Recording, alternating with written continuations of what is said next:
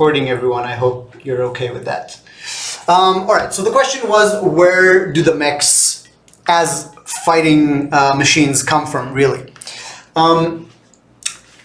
So we know that mech fighting came from New Bracca. That's where it was invented. New Bracca, yeah, you're on TV. New Bracca has been around for like 80 years at this point. And it started out as the fever dream of this mad billionaire who wanted nothing to do with AIs, and he wanted to create his own society completely disconnected from everything else in the world. So he brings huge construction crews and all this technology into the middle of the Sahara Desert, into a place called the Richat structure. It's a real place. It's called also the Eye of the Sahara. If you look it up on Google Maps, it's a really cool geological, like, concentric circle area. And he starts building New Bracca with a team of about a few thousand construction workers. They have mechs, and the mechs are for carrying shit around. It's for putting up girders. It's for all the manual labor that is not, fine or needs or can only be done by a human. Everything heavy. So you take a bunch of people, you throw them into the desert alone, no girls, nothing to do for entertainment, just desert and vodka and work. And after a while, they start developing these Friday activities where they take the construction mechs and start just banging it out. You know, at the beginning, it's just a little bit for fun. After a while, there start being more like bets over it and gambling. People start, pimping up their mechs, giving them names, giving them colors, putting a flag up on them, etc. The names start getting bigger. The fighters, the ones that are better at it, start becoming more known among the construction workers. Everyone starts living the week in order to see the fights on the weekend. And little by little, it becomes this whole thing where eventually everyone is enamored by it, right? Everyone is interested in the mech fighting in that crew. At this point, it's still just construction mechs, right? They're not really rigged for combat. Without getting into too much detail now about how New Bracca became New Bracca, later on in its evolution, maybe this is about 20 years later or so, when mech fighting became a really big thing there and became really more violent and more hardcore, it also started spreading to other places in the world. And at that point, companies started working to make mechs that are more fit for combat. Construction mechs kind of died out little by little because all the construction started being made by AIs with its own mechs, no place for a pilot in there. And mechs started becoming more just a thing, like it's a rig for sport, for fighting, and a whole industry emerged around it, of course. That's kind of the evolution they made. Their ancestors are construction mechs, but they're a long way from their ancestor by now. We're talking about 40, 50, 60 years of evolution, of technological evolution on these rigs. And so speed, certain like power in certain velocities, when you're talking about a construction mech, you want a lot of power at low velocities. Fighting mechs, they need a bit more power at high velocities. The low velocities are not that interesting. So the entire apparatus of how you have energy throughput in your servers and your engines is completely different.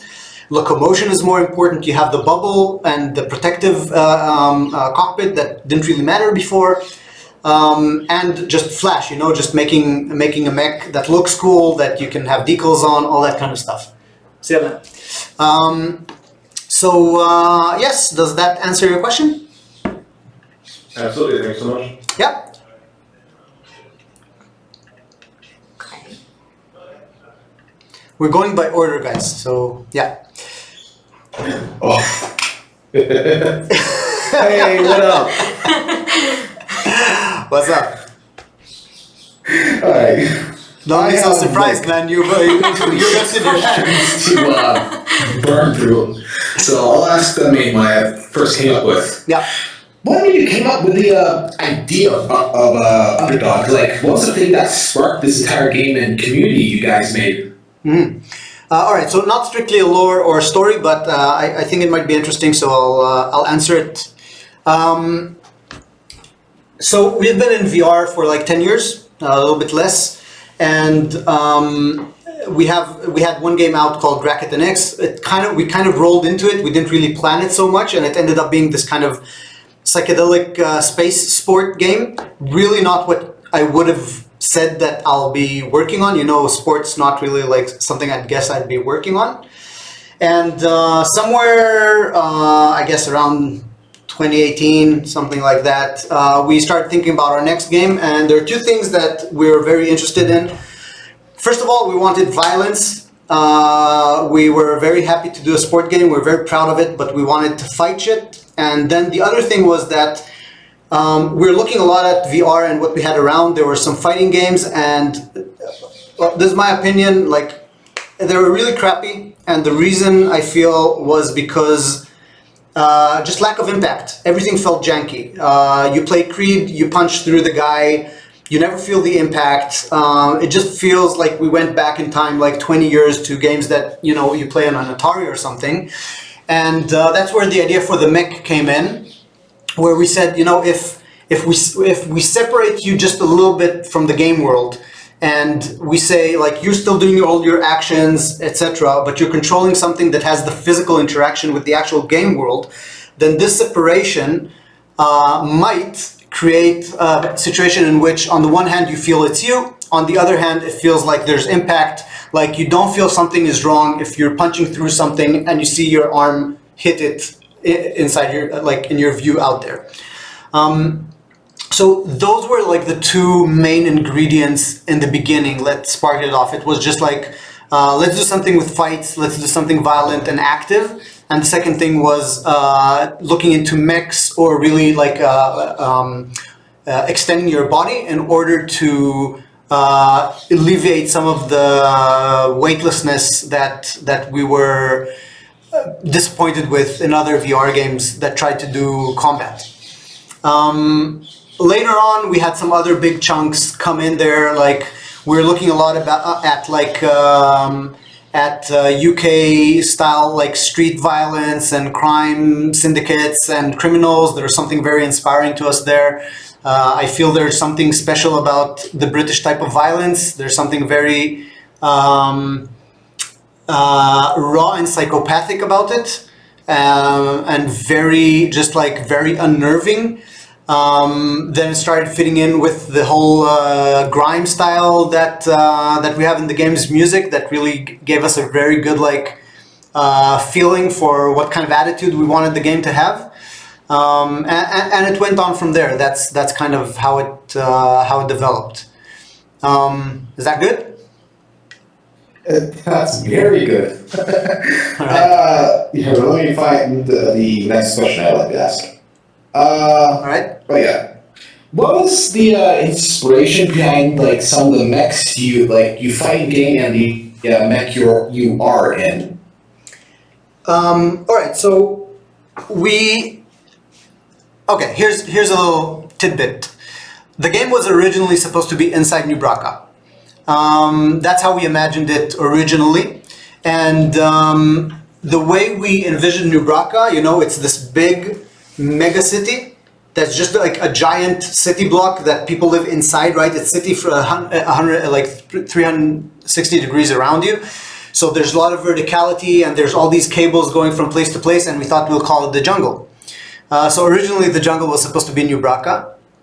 And even though ultimately the jungle became the jungle, you know, the squats, the area around New Braca where all the people trying to get in ultimately settle, and where all of the game takes place, we kept the word, you know, the name, we kept the vibe, and we thought, yeah, this is a really good, it's a good keystone for world building, right? It gives us a lot of, you know, a jungle, there's like, there's a predator behind every corner. It's all like snakes and parasites and things trying to eat each other.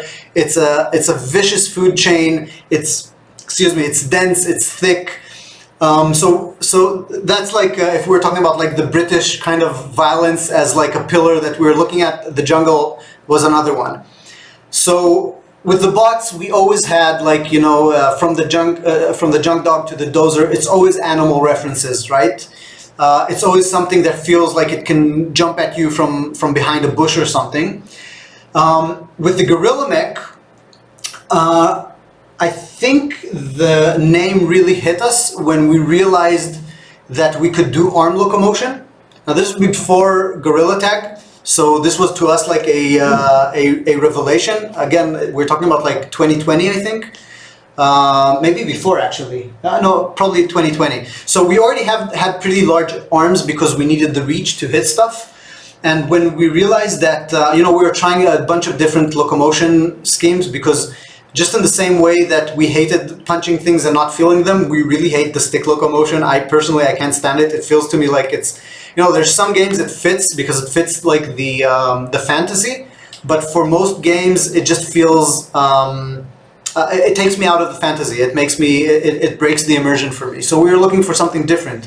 And we experimented with a bunch of things, and when we came up with the idea for the arm locomotion, that you grab the arm and you pull it, etc., then it was like, oh, we're playing a gorilla. This is also exactly the fantasy that we want to put the player in. Like the moment I tell you you're a giant metal gorilla and say you can go act like one, suddenly you're a fucking gorilla and you want to smash thing and you want to rampage, and it comes just from the name, right? You know how you're supposed to behave the moment you're being told you're a gorilla. And I remember that there was one point very early on when we just implemented the locomotion. We had grabbing arms, and I was walking around the arena to check it out, and I picked up one of the cars, and I was just walking like this with a car in my hand, and I was like, fuck, this is it. This is like, I'm a fucking giant gorilla. This is what we're doing here.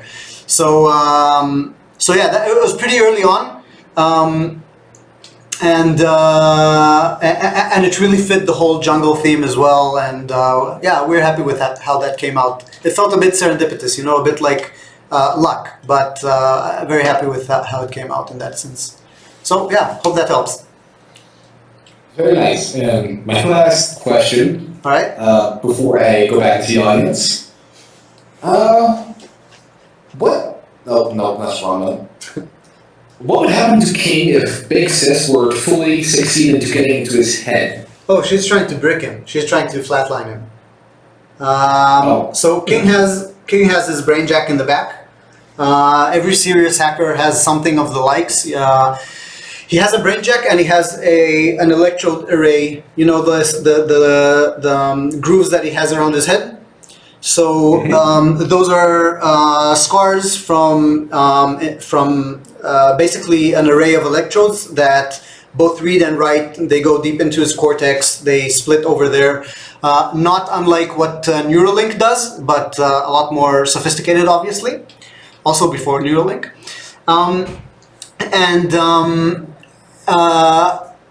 Big Sis is kind of in the ether at this point, right? You can think about it as a global Wi-Fi that is available everywhere through relay stations, through satellites, all of that kind of stuff, mostly satellites.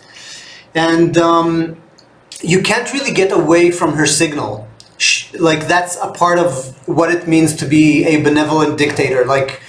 Yeah, she wants your best interest, but you also don't have a choice about it. And when she decides that for reasons we discover at the end of the game, she can't have King discovering what's in his brain, she starts basically boring in there, trying to get through his defenses, basically trying to brick him. At least that's what Rig and King think that she's trying to do. That's what it feels like. And that's also what happens, as she gets closer, the closer we get, into New Braca, and you can see that King's cognitive functions start crapping out a little bit, and he starts talking nonsense, etc. And it's assumed that she wants to brick him. Happy. All right then. That's all the questions I have for now. All right, cool. So thank you. Let's keep it to 2 questions per person from now, okay? So just so we have enough time to go through everyone who wants to ask something. Yes, who is next? This guy. I don't know how to read things, sorry. I kind of just made it up. Quetqual. Yeah? Yeah, that's pretty much. I just made something up. That's good. What's up? How are you doing? Just good. So, I had... I'm doing good. How are you? Likewise. I had one pretty small question and a big one. What kind of music do King and Rig like to listen to? Look, the obvious I'd like to answer to that is like UK grime, right? Yeah. But we're talking about like 2120, 2130. I'm not really sure that the type of music that they listen to is something that we necessarily recognize or enjoy or know how to predict. I think we gave it a name once. I'm trying to remember what it was. But yeah, I don't have examples of it. I have to get back to you on that one because we had a name. If it's more like a metal or like techno or jazz or like something like that. It's electronic with vocals. Okay. Very strong beats. Some of it very like smooth and chill. That's more like what King likes to listen to. Yeah. Good question, but unfortunately I don't have a great answer for that one. Alright. And my other question, where did they create the system for I'm blanking on the name, but the third like section of the game where you have to go up to the Wardens. Where did they come up with that idea to get into New Braca? So the backdoor run is something, it's kind of a tradition that developed over the years. Originally, if you look at, let me see if I can find a picture for you guys, I'll put it in chat. You know what? I'm gonna do something radical and actually try sharing screen with you. Let me just see that there's. Yeah, I think it's safe. Let's see if I can do it. Yeah. All right. You got my screen? Yeah, we see it. Okay. So this is New Braca as seen from the jungle, and this here is the backdoor run. Right? You kind of run up this. Now, this whole thing is also called the shitter. And the area down here is called Flushington. And the reason is that most of the city's sewage goes down through here, into the guts over here for recycling, and then goes back into the city as nutrients and food, etc. This whole thing is a giant umbilical cord that connects New Braca with the facilities that are down around it, because a lot of the facilities that keep the city alive are actually out in the jungle. In the east, in the east we have the area, where the zoo is. It's called the guts. That area provides food, recycling. I think there's also industrial and materials for building, etc. And in the west over here, there's a sprawl that's called Greenfields. And Greenfields is air, water supply. Oh, I'm sorry. Actually, Greenfields is air, water supply, and food recycling and waste recycling. And the guts is industrial materials, etc. And all of this comes in and out of the city through the shitter, right? The backdoor run developed over time. The place that you run there, like the actual place that the spiral takes place in, is a service duct. That's you have a bunch of those throughout the entire shitter. It's meant for repairs, for service, for all that kind of stuff. And now the situation is like this: we have the city. It's protected from Big Sis. It's the last free city. That's what they call it. Now, most people don't give a shit about it and they're happy to live under Big Sis. But some people, for a variety of reasons, either they're eccentric artists or religious kooks or criminals that can't even abide by the basic rules, or they're running away from something or whatever, they try getting into the city. That's really the only place they can get away from the world. And the Union, who are kind of the custodians of the city, let's put it that way, they're not happy to bring in new people. There's no reason for them to do it. They just want the city to thrive, to keep Big Sis out, even though we discover later that not really. And they want to keep it intact. So little by little, the people arrive, they want to get into the city, they aren't being let in, and they start camping outside the city, and after years and decades, it becomes the jungle. It's a permanent refugee camp of people who want to make it in, can't make it in, eventually make a life over there. With time, the whole backdoor run developed as one of the few ways that people can make their way into the jungle. From the jungle into New Braca. It's one of the, it's the only way really for fighters that don't have like really good connections in New Braca to make their way into the city. Even to get a chance to do a backdoor run, like we said, you need to have a pretty high profile, you need connections, all that kind of stuff. But still, it's really the only way. I don't have much detail about the first times it was made. We didn't really delve into that, but it's an interesting thing to look into. But yeah, I hope that gives you some idea. Yeah. Well, thank you. I'm very happy with the game. I got it off of a friend recommending it, and it's been my favorite VR game ever. Nice. Thank you very much. Glad to hear it. Yeah. Thanks for answering those questions. Yeah, thanks for asking, man. Who we got, Mickey? I feel like underdogs for the poor. Big time. We're going out of order. Oh, you again. I know you. Yes, I am the one from the beginning. Yes. How's it going, man? Okay. My question is, what's the origin of the Wardens, or the Hydra, as you prefer to call it? So, what is the origin of the Wardens? The origin. Where did they come from? Who came up? You're talking about like in one Khamsa, like from a game design, or like in the game world? From a game world standpoint, but I'd like to get the game design standpoint too. Alright. So in the game world, the Wardens are a construct that was created for the backdoor run. They didn't exist there before. They're there for show. So we know that mech fighting is something that originated in New Braca. We've only played it in the jungle, but obviously in New Braca itself, it's also a huge thing. And if you'll notice when you're in the backdoor run, when you're fighting the Wardens, there's a ton of audience around. It's a big deal, like it's a huge event. The Wardens were crafted in order to make that event interesting. So it's not necessarily a union thing, even though they commissioned it.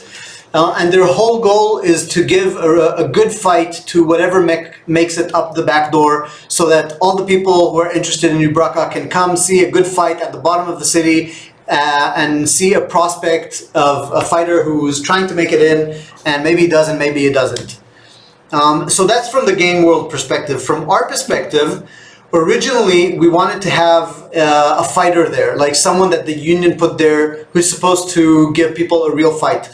The problem with that is that since the backdoor run is a place that people once in a while, once in a month, once every 2 months actually make it up and make it into the city, we couldn't put a guy there because obviously he'll be dead after a while. And it's not a place where you have a champion. It's not an arena where you're holding onto a chain. You're basically a bouncer, right? You're a doorman. So that's why we made it. So first of all, that's why we went for a bot and not an actual fighter, even though we really wanted like a fighter at the end. No way we spun it made sense in terms of lore, in terms of story. Then the idea for the Hydra itself, I'm not sure I remember. We were so drowned in production. We were working like animals. This was the last boss we made. It was really close to delivery. So I don't remember much from that period of time. Let me think for 1 second. I think it started with the idea of like something with a snake. It started with the idea of a sphinx. So we thought about like this, we were thinking about a gatekeeper, something that prevents you from entering some place, something you need to like overcome in order to get in. And we thought a sphinx would be a cool basic entity. After a while, our sphinx idea had like a snake's head, And oh, that's a cool junk dog. Nice. And after a while, we decided it would be more epic if there were a few of them. And then ultimately we said, oh, fuck this. Like, when you kill one of them, they can actually add their head and just become stronger and stronger and stronger. So, yeah, not, I guess, a very interesting story, but that's how it developed. Alright, and my second question is, I recall hearing King saying a new graphic junk dog, and never thought I'd see it today, which raises the question, where do the junk dogs come from? Who manufactures them? So the junk dogs... All the other enemies like jacks, dogs, dozers, what have you. Yeah, so let me answer about the junk dogs. The junk dogs are a staple of mech fighting. They're one of the oldest bots that were created for mech fights. And at this point, everyone makes them. You can see there isn't much of a difference between them, between junk dogs, jungle dogs, bloodhounds. They're all a very basic model that is kind of a staple of mech fights. And the Union actually uses similar bots inside the city for keeping the peace, for patrol, for enforcing what they want to enforce. It's a very common kind of bot. With the Bloodhounds, for example, the whole deal with the Bloodhounds is, if you recall, Bloodhounds are given to you as a challenge by Aramessa. And Aramessa has a place, has basically a bot line called Bloodline. And Bloodhounds are her industry's take on junk dogs. So they're a little bit more quirky, they're more aggressive, they're a bit larger, all that kind of stuff. And that's the type of variations that you get between junk dogs. Again, this is kind of like a staple. They've been around for like 10-20 years. Rig and King, back in the London Basics, when they watch mech fights and they watch mech fights from New Braca, it's always with junk dogs. That's why when they arrive there, King is like, holy shit, man, this is an actual New Braca junk dog. I can't believe it, right? Because they've been seeing fights with these things since they were kids. And the same way that he says, wow, I can't believe we're here, seeing a junk dog is like, holy shit, man. It's like if you've been watching monster truck rallies your whole life, and then when you're like 24, suddenly you find yourself standing in front of a real monster truck for the first time. You're like, holy shit, right? So that's kind of the idea behind that. Yeah, I'm guessing the same logic applies to jacks and dozers and roaches and what have you. Yeah, but they're a little bit, they're a bit different. Some of them, like, so jacks are more specific. They're actually abominations from bots that are supposed to be not exactly construction bots, but maintenance bots. Dozers also very unique animal, or rather bot. They're also bred or, you know,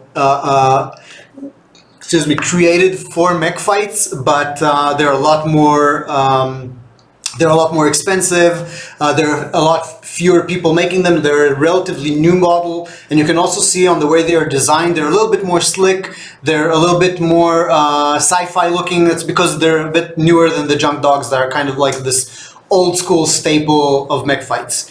So yeah, each of them have a slightly different story, but like the junk dogs are like the grunts, you know? Alright, I see. Yeah. Thanks for having me on. You guys made a great game, and for everybody watching this through the recording, I will eat your soul. Well said, well said. Up next we have Architect. Architect. Are you going over the chat too? Yeah, Oh, that's right. Are they saying anything interesting, or are they just like... The only real question I've Spamming. seen is why does Rick have a book tattoo? No, they'll have to wait with that. Yeah, hey Architect, sorry for keeping you waiting. How are you doing? Yeah. What's up? Hello everyone, I have two questions. Yes. That's all I can ask. So, in the backdoor run, King, Big Sis is talking to King. What exactly is Big Sis trying to get King to do? Or what is King being shown by Big Sis? So again, what Big Sis is really trying to do is basically fry his brain. At least that's what it feels like. That's what they think she's trying to do. And the voices he hears, the things that fuck up with his speech centers, etc., those are symptoms of his neural electrodes just firing randomly, causing trouble in his speech centers, causing issues with his visual cortex, just fucking his brain up. he's not really hearing her talk. Think about it like a hallucinogenic drug, or like a out-of-body experience, like near-death out-of-body experience, or one of those extreme mental experiences, only this one is like electronically induced, and he's basically hallucinating, losing cognitive function, losing speech function, all that kind of shit. Ultimately, in the backdoor run, what he does is he says to Rick that he has to disconnect. What that means is that like there's a certain measure he can do where he's like he turns off all of his stuff. It basically puts him in half limbo, but at least it stops Big Sis from going in further. She doesn't have access, but he really can't alleviate that until they actually go through the encryption fields. So that's what's going on over there. Okay. My second question is also related to that. Spoilers for the main campaign for anyone in the audience, but if Big Sis is inside of New Raqqa, why do the encryption fields stop her from trying to kill King? So I'll be careful here because I'll talk about it the way we know it right now from the campaign, right? Big Sis is inside New Raqqa through the Union. So what King finds out there, he says something along the lines of shit, she's here, and the Union are her bitches, right?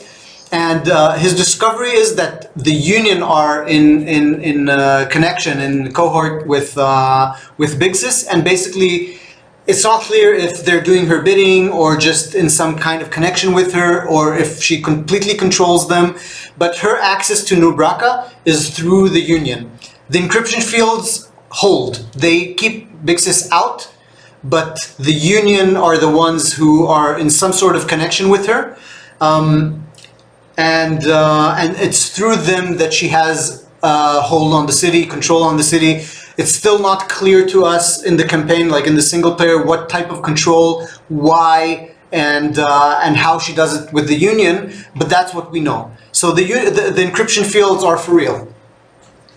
Okay, so her main computer isn't in New Raqqa. Sorry? So her main computer isn't in New Raqqa. Not at all, no. First of all, her main computer isn't really a main computer. She's obviously decentralized, like many AIs. She has a very, very big processing station that accounts for a huge amount of her intellect, deep underwater, like somewhere in the Atlantic, a few kilometers down. The reason is for cooling. So the water is very cool there. They found a place where the AIs found a place where there's deep sea cold currents, and they constructed this huge mega center. They drowned it basically with all the connections coming in and out. And that's one of the places where we know that she has a huge mass of her intellect, of her processing, whatever we want to call it, of the cloud. But yeah, it's definitely not in New Raqqa as far as we know. Okay, thank you. Thank you. Who we got next? Okay. Sorry, I was looking at the chat. Yeah, Miki isn't really concentrated. She's doing other stuff. I'm trying to juggle between the chat and no. No, it's okay. We'll wait, Miki. There we go. Hello. Hello, defunct. Great. Defunct. Defunct. No. Defunct. Yes. Defunct. Yeah, I'm a bit dyslexic, so sorry. That's fine. It's fine. Okay. So, I've got, sort of like 2 questions. I don't know if you can answer the second one. But I'll hop on to my first one. So, I'm assuming Underdogs is set on Earth, and then coming off of this, is Underdogs set in London, considering the whole British atmosphere? British. Did the geography of the world change much? Are there still countries, seas? Yeah. Or is it all in like one big club? Alright, so let me find something that'll help me answer that. One moment, please. Right.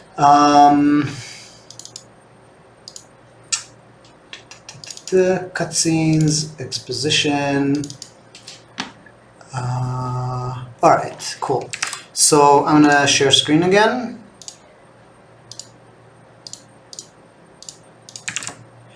All right, so this is the illustration that we start the game with. This is in the exposition, right? This is clearly Earth. You can see Africa over here. This is Europe over here. We have Italy, Middle East, America, etc. You can also see a bunch of things that are a bit weird here. You can see that a lot of the Earth is kind of completely covered by structures. And you can see also that there's a lot of shit going into the ocean, you know, a lot of like artificial islands and roadways and all that kind of stuff. So this Earth... So roadways to connect all the countries together. They connect countries together, they increase the surface area, there's a lot of facilities and things that go out to seas, just like we talked about a moment ago. A lot of computing stuff that is done underwater, and since it's a huge thing and you need maintenance, you have it's not enough to just be able to airdrop there. You actually have roads and cities around it, etc. Like these are giant structures we're talking about. We have this huge island off the coast of Brazil, all that kind of stuff. So we're in Earth. The one place that's kind of deserted is the Sahara. Well, basically northern and central Africa. It's still highly industrialized, and over here is kind of, we exaggerated here in the image a lot, but this is the reach-out structure. This is where the game happens. This is the reach-out structure in the Sahara, and this is where New Braca is.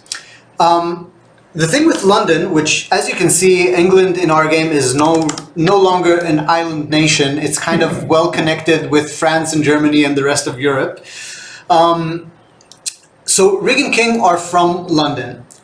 They're from London, from part of London that's called the Basics. The Basics are kind of, it's a general term that exists in many large cities around the world, where if you think of Big Sis as kind of this orchestrator of humanity, it says we need this many people who'll do construction work, and we need this many people who'll work on this, and this many people who'll do garbage cleanup, etc., etc., etc., right? And even if it means busy work, she wants to keep the people working, interested, having meaning in their lives, etc. Still, there's always a chunk of people that is not insignificant that she has a hard time finding real work for. Either this or people who are hard to control or not really good at doing what they're asked, etc.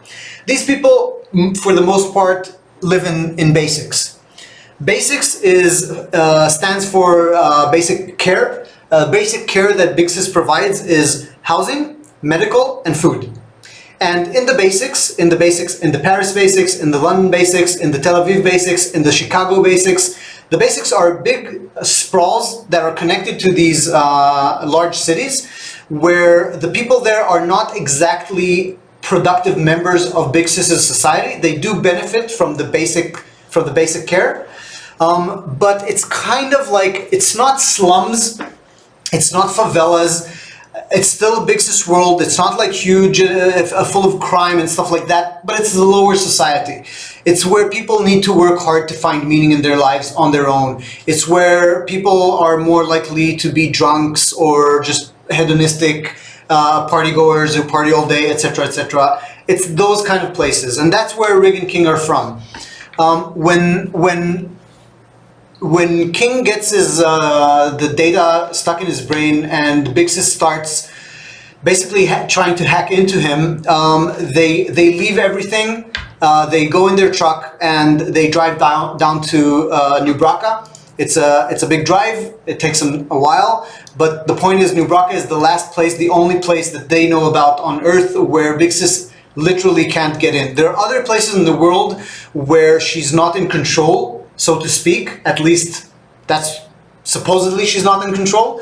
But New Braca is the only place where there's these actual encryption fields that are physically keeping her out, and they reckon it's the only place they'll be safe from her, and that's where the game takes place. So the British vibe and the culture, first of all, it's something that we like and we appreciate, and we found that there's a lot of inspiration we find there. And also, it's Rig and King bringing it with them to New Braca. Right. So yeah, that's about question one. Okay, that's about question one. So the second question, I don't know if you can answer it. I'm interested in hearing it. You're gonna hear it and then you're gonna take those words back. I promise you. Bring it on. Well, I pulled my friend together again because obviously I got the video of shorts on YouTube that you'll make multiplayer. I wanted to play with him. He's my good friend. I love him. He's the best. But just like, what's a rough estimate you think will come out this year, next month? I just can't It's wait that to play kind with of can't answer it. I thought you were going to ask me a question that's like really complicated about the lore of the story, or like you found like this really difficult contradiction in something. I was like, all right, bring it on. No, I can't answer that, brother. I'm sorry. Okay, I've got another one. Okay, it's better than that one, I promise. Yeah, Miki is sitting here sweating. She doesn't know what I'm going to say, but no, I can't I answer know, it. the moment he said that you're gonna regret the question, I was like, multiplayer. Right. Yeah, sorry, brother. I can't answer it, bro. All right. Alright, I'll just had it to wait a bit longer. Yeah, sorry. So, All right, then. So you want to replace that with an actual question? yeah. I'm looking through. I've got a notepad. I'm just looking which question I'm gonna ask next.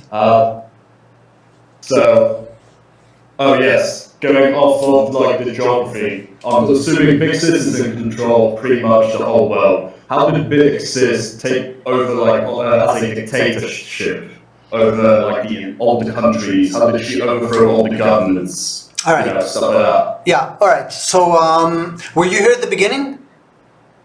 I was zoned out at the beginning, so. Okay. All right. So I just don't want to repeat myself too much, but basically what Big Sis is kind of an aggregation, an amalgamation, a coming together of lots and lots of small AIs that over time got more and more responsibilities to take care of. So you can think about AIs that take care of medical stuff, and AIs that take care of logistics, and AIs that take care of other like technical things, and little by little they get a little bit more say or more consideration when it comes to policy making in different countries.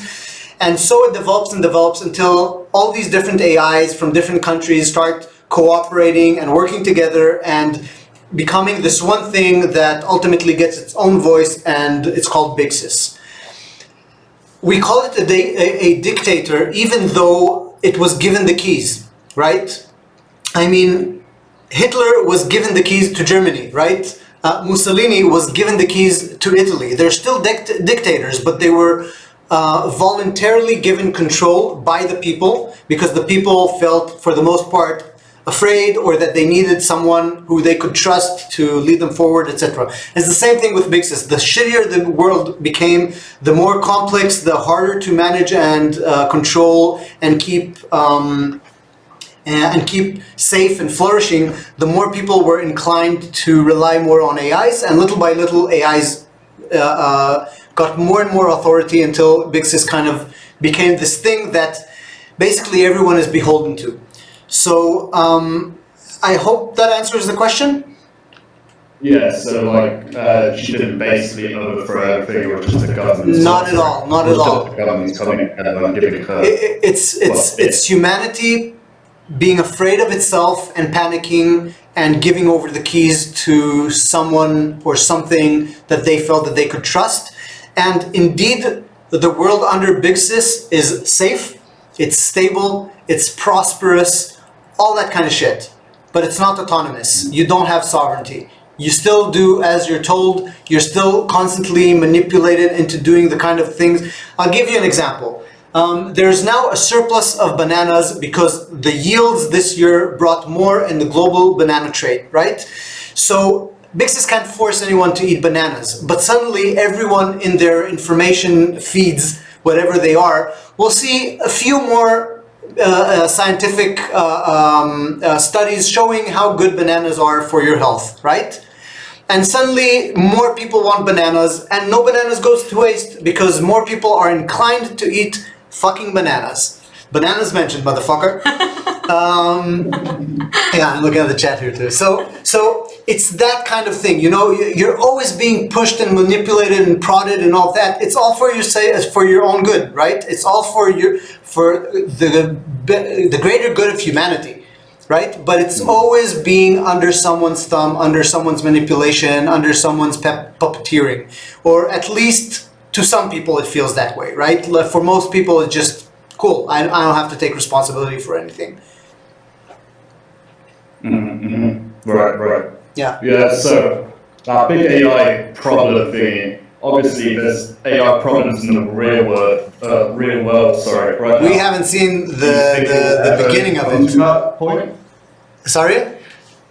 It's like, because there's AI problems right now in the real world. So do you think, like, I know it's a bit controversial, people think yes, some people think no, but do you ever think that AI will get to the same sort of place that the AI that Big Sis is in Underdogs? So look, we invented Big Sis and started developing the world in like 2017 or 2018, way before the current AI technology started rolling out. Excuse me. So when we envisioned this thing, we didn't even have LLMs and image generators, etc. We were just looking at the algorithms in social networks and how they were manipulating people. So that's just like a bit of a disclaimer, but we try thinking of it, it's a fantasy world, but we try being at least plausible, at least somewhat realistic. I don't think it's not realistic. In fact, I think that at least on the low level, controlling medical, controlling logistics, controlling air traffic, all these kind of things, we could do so much better with AI, and probably we will. So I don't know how it's going to go after that. It's beyond the event horizon. But our world, the world of Underdogs, the world of Big Sis, is an exploration of what might happen. And the thing that made it interesting for us to look into this world and develop it is that you have a giant AI, it kind of controls humanity, but it's also saving humanity, and it's in a lot of ways for the better, right? It actually genuinely has humanity's best interest at heart. So it's not a clear question of like, oh, the evil, it's not like a big evil AI dictator or something like that, right? It's actually, there's a lot to say for it. It's not fucking Skynet. That's the thing, man. It's a benevolent dictator, and it makes everything a lot trickier, right? Yeah, I'm gonna stop it there, but that's the take. All right, yeah, thank you for your time. Yeah, thank you for the questions, man. Up next we have a gringo. Gringo! Where's the gringo? I think my computer is crashing. Oh no. Do you want me to try it again? Invite sent. There we go. Here we go. I'll bring my charger. What's up, man? I can't understand anything you're saying. Can you? I have to bring my charger once. Okay, yeah, she's bringing a charger. Can you, if you speak a little bit slowly, maybe I can understand you. Okay, I got two questions. Yes.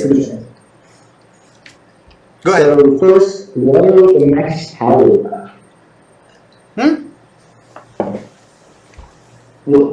Can you ask again, please? What are the next power? Did anyone understand? I'm sorry, the sound quality isn't that high, and I can't make it out. Oh, where are the mechs powered by? Is that the question? Yeah. All right, good question. So the Gorilla Mech has its engines on the shoulders. For Usam, it's in his back. With Priscilla, it's also in her back. Most of the power sources are nuclear. They're tiny reactors that work on thorium. It's a nuclear material that is solid state. Yeah, you don't really need to replace batteries or anything like that. They provide a huge output of electric energy, and that's the power source. It's tiny thorium nuclear reactors. Yeah. So my second question is like, what's stopping people from just like ruling everything from just one strong mech? Like, what's stopping them? Just starting wars. Are you talking about in New Bracca or in the world in general? In the world in general. So in the world in general, everything, as you can imagine with Big Sis, is highly regulated. So even in order to be able to fight professionally in mech fights, you need a license. If you want to build a mech, you need a license. Everything is highly regulated, and on top of that, for most mechs, Big Sis has some sort of control over it or some sort of backdoor for it. That's another thing that makes the Gorilla special, is that it was built from the bottom up by Rig and King, and it has none of those backdoors. It's more common for people in the basics not to put in those backdoors, but still. So everything is really nerfed in Big Sis's world. Even in the leagues, in the mech fighting leagues, there's a lot of what they call zip ties, things that you can and can't do. You're not allowed to do certain things that are overtly violent. People don't get killed in the leagues, obviously. There's a certain limit to the type of weapons you can use, how much power your mech can use, what size it is, all those kind of things. So that's there from the one side. In New Bracca, the thing that kind of regulates and controls this a little bit is you have the Union, and they want to keep the city under their... Basically, they want to keep the city in peace, right? They want it to be... they live there, it's their city. They control all of the, or a lot of the infrastructure, including the encryption fields. And they keep things... they have a lot of power there. They have a lot of power over people's lives there. And they keep things manageable. For them to have a giant mech that can destroy their own bots or cause trouble, that's a no-no. And everyone abides by the Union, because if you don't have lights in your apartment anymore, right? Or your family doesn't have food anymore, or whatever. 1 second, there's a mosquito. I'm gonna just let it... Got the motherfucker. Outside it's Big Sis keeping things down so no one can challenge anything. Inside it's the Union and the big blocks that control the city. So inside the city it's all gangs, and there's like 5 main gangs that control different territories in the city. They're called the big blocks. And they... Daisuke, yes, very, very funny, Eagle. They have their power structure to control. That's why they keep mechs in a certain size, and likewise with Big Sis. Does that answer your question? Yeah. Sweet. All right, Gringo, thank you for coming. Okay, we had a question in the chat, but it's been a while back, so I'll find it next. Now we have Fishy. Fishy? Oh, I know Fishy. Oh, what's up, everybody? What's up? Okay, so I have one question, and it's just, why is Big Sis targeting King specifically? Okay, why is Big Sis trying to get King specifically, yeah? Yeah. All right. Sorry, 1 second. Yeah, okay. So, King has discovered a piece of data in his brain that he doesn't know exactly where it came from, and he definitely doesn't know what's in it. It's a block of encrypted data that once he discovers it's there, and once he starts playing around with it and trying to prod it, basically he starts getting intercepted by Big Sis. And at the beginning it's very mild, he just has weird dreams and stuff like that, but after a while he realizes that actually she's trying to hack into his brain. And originally he feels like he doesn't even really understand why. Ultimately he understands it's this data, and every time he tries touching it, that she tries getting into his brain. When he starts fleeing with Rig towards New Bracca, that's when her attacks become stronger and stronger and stronger, and they get worse and worse the closer they get to New Bracca. Now the reason that Big Sis is trying to fry King's brain is that she can't have that data out. The data is what King ultimately... Did you finish the game? Yeah. So when they ultimately get into New Braca and they're protected from Big Sis and King can finally decrypt the information, they discovered that that information is that Big Sis is actually controlling New Braca through the Union. And that is the reason Big Sis didn't want that data out, and that's the reason she was trying to fry King's brain. The closer she understood, or the more it seemed like King was going to actually decrypt it and find out that data, and who knows who he'll tell, the more she tried to destroy him and fry his brain. Now, usually Big Sis is very averse to violence. It's something that is not allowed. She doesn't kill people. She doesn't do damage to people. It's against her code. But in this case, it was a secret that was so important for her to keep, basically, to prevent from getting out, is that she broke some of her basic laws in order, or tried to break some of her basic laws in order to prevent it from getting out. We don't exactly know why yet. In the single player, we don't really know why she controls New Braca. We don't really know why it's so important for her for that to be secret, but that's the reason that we get so far. All right. And I had one more question, but like I couldn't remember it, so I'm gonna ask this one. Does this probably have root beer? Does it have root beer? Yeah, root beer. No, it has normal beer. No one drinks root beer in New Braca. I'll think about it, man. I don't. I admit we haven't really established that particular bit of lore. The chat's going crazy. No root beer. They're rooting for root beer. I can understand. Oh wow, they are going crazy. Calm down, people. All right, fine. There's root beer in New Braca. I'll think about it. Jeez. So we got a question in the chat earlier. Right. Asking. So he already asked questions though, didn't he? Oh right. Yeah. Okay. So sorry, we'll stick to people with voice, I think, for now. Okay. Just because they've been waiting so long. Okay. I don't know how to pronounce his name. That's Kokeko. Kokeko, of course. Yeah. Yes, hello, hi guys. Thank you for the game. It's a beautiful game. Thank you very much. I play it really daily. Nice. I love it.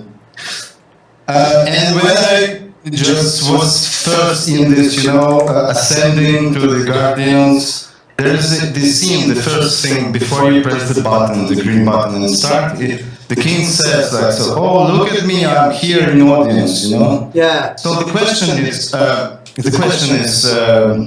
when Big Sis destroys kind of his brain, he starts to hallucinate and stuff, and then he fades out. Yeah. And then they protrude this field, and he comes back. Yeah. So the question where he was sitting, or he is connected through the gorilla itself, so it works like FTP or something. So this was torturing me for 40 times. I played the game for challenges. All right, let me solve that for you. Ideally, I'd have the game. I'll open the game. It'll take a second, and in the meantime, I'll just tell you by heart. So, and then I'll show you, because we did a pretty shitty job at making it visible. So when you're going up the backdoor run, if you look outside, there's a huge projector, right? Like a light source that follows you around, right? Yes. You notice that. That projector, on its bottom, there's a giant platform, and that platform is full of people, and the truck. Like Regan King's truck is on that platform as well. And so that platform follows you all the way up into the spiral and goes into New Braca, and it goes into the encryption field together with you. Now you don't see it at that point, but that's what we envisioned that happens there. So when you get through the encryption fields, that's when the platform gets through the encryption fields as well, and that's why King is suddenly like back online, alive, free from Big Sis, all that kind of stuff. The game is going to take a couple of minutes to open, but when it does, I'll share screen again, and I'll just show you guys the platform through the editor, where we can actually see the truck there, which isn't really visible otherwise, unfortunately. But I hope that that puts your mind to rest. Yeah, thanks to you. This really puts my mind to rest, because it was not really obvious.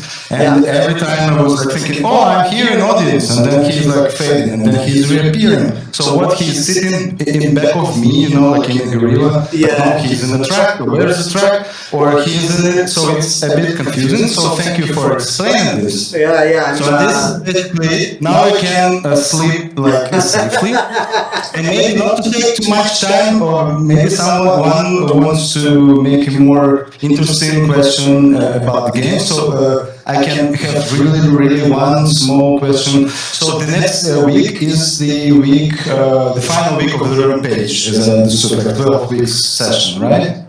Rampage has like 12 weeks, or it will be go forever.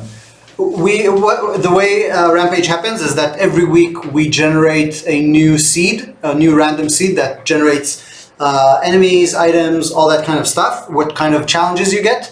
And every week everyone gets a chance for a week to compete over the leaderboard. Then It's in the leaderboards. Yeah. And then the leaderboard gets shut, and then we start a new week.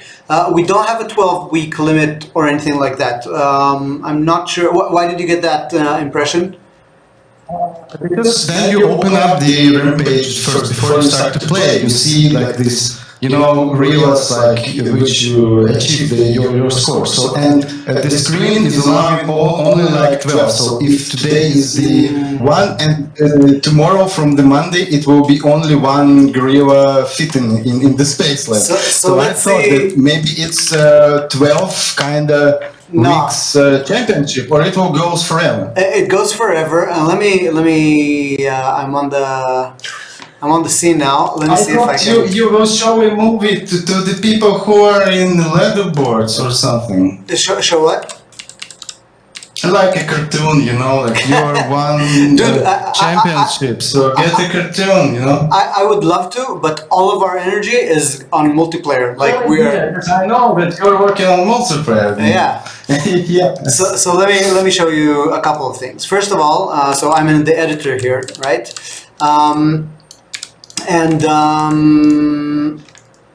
This is the Rampage UI. I think there's a bit of a delay, so take that into consideration between what they're seeing. Oh yeah, it's like a second delay. Okay. Let me see where it is. The option center, many options from window. Nope.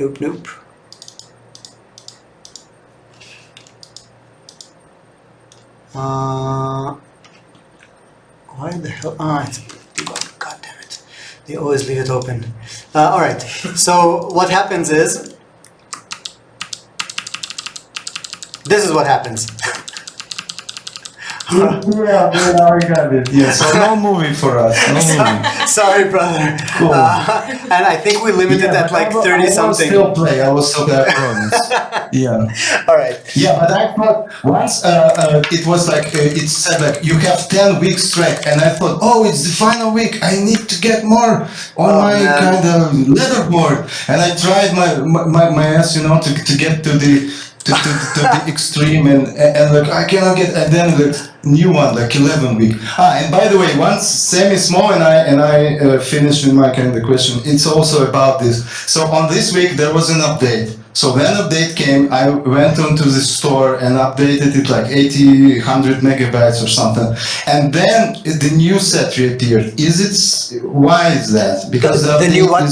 The new what appeared? The new set? The seed of upgrades. So you picking bots, and then you get like a selection of upgrades. So like in Wednesday or something, I got an update and the new set of upgrades appeared. Is because of the update, or? No, the new set was supposed to appear. The new set was supposed to be on Monday. If it didn't happen on Monday, then it did. There was a second. It was like they had a new set on Monday, and then once the update was out, it like they got a new seed. All right, I wasn't aware of that. So first of all, sorry for that. That's a bug. It was a mistake. The update was, we fixed a bunch of little things with the update. We updated the roadmap. We did a few things, small things in the tail, and it just didn't warrant a big, release notes and announcement and all that. So we just put a silent update. Every little update we do is a couple hundred megs because that's like the minimum for updating the package. But it didn't have anything to do with Rampage. It just because it was a new, I guess because the version changed, it reset the clock or something like that. So apologies for that. Cool. Thank you. I wanted to show you.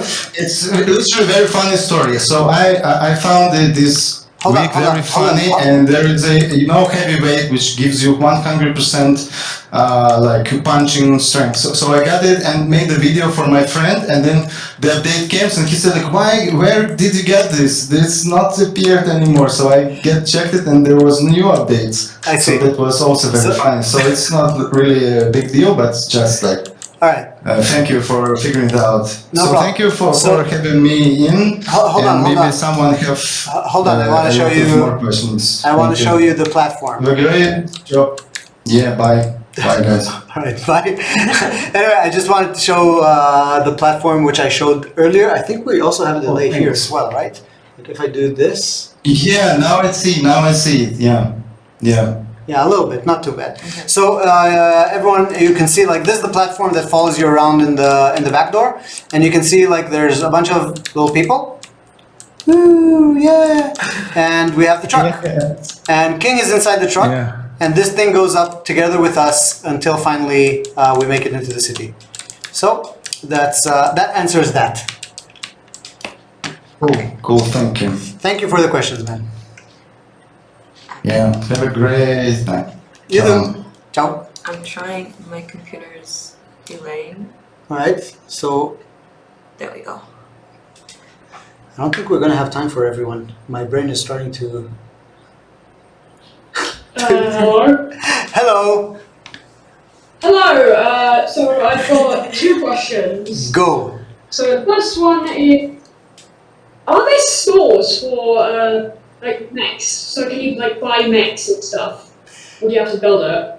Yeah, they're definitely, it's not really stores. You can think about it a little bit like car dealerships, right? It's not exactly a store, but it's kind of a store.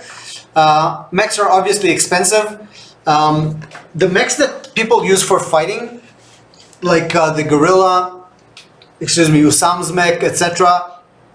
A lot of them have a lot of custom stuff in them. And those are like the bigger, more. They're really big mechs. They're you can compare them to monster trucks as opposed to like having a Jeep. So most people who have mechs, even people who fight just as amateurs, etc., their mechs are a little bit smaller. They're a little bit less powerful. They're still really cool. They're still really fast, and they're still like twice or three times the size of a human. But and they're a little bit cheaper, but usually for like professional fighters like Rig, like Splacey, like Usam, those are kind of a combination of bought builds or frames and a lot of custom stuff in there. So the branding basically. Yeah. So my next question is the bubble made out of a certain material or is it just glass? No, it's definitely not glass. The bubble is kind of a sophisticated polymer, so it's kind of a plastic material, but it's not really something that we have these days. It's very, very tough. If you think of a junk dog jumping into it with its teeth, a junk dog is like 800 kilograms, maybe a ton. It's jumping there at like, I guess like 80 miles per hour or something like that. That is a strong fucking force. And it's metal. So yeah, bubbles are really tough. It's still not as tough. You can still break it. But yeah, it's a very sophisticated type of plastic. Okay, yeah, that's all I really wanted to ask. Love your game, boy. You did an amazing job on it. Thank you very much, and thanks for the questions. Okay. Oh, sorry. I'm sorry. No mistake. Sorry. Nikki didn't mean to cut you off. All right. Up next, we have Drog. Drog. I'm sorry.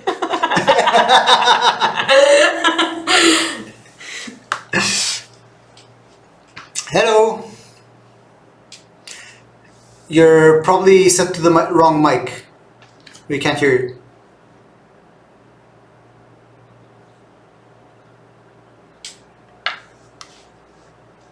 Trog, my man. Oh, you're typing. Yes, I know, no mic.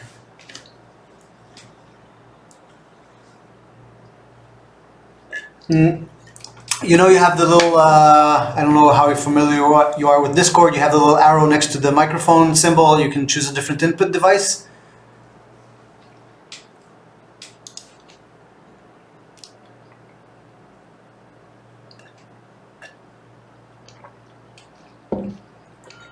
So I'll tell you what, since it was your turn but your mic doesn't work, type in the question and we'll take another person and then I'll, just type in the question and I'll answer it from chat.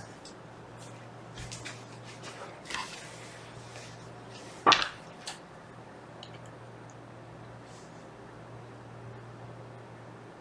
you see him typing? Yeah. Okay.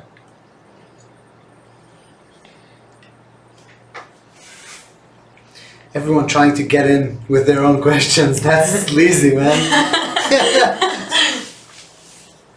Trog, 2 questions. Very nice. Nice try, Space Laika.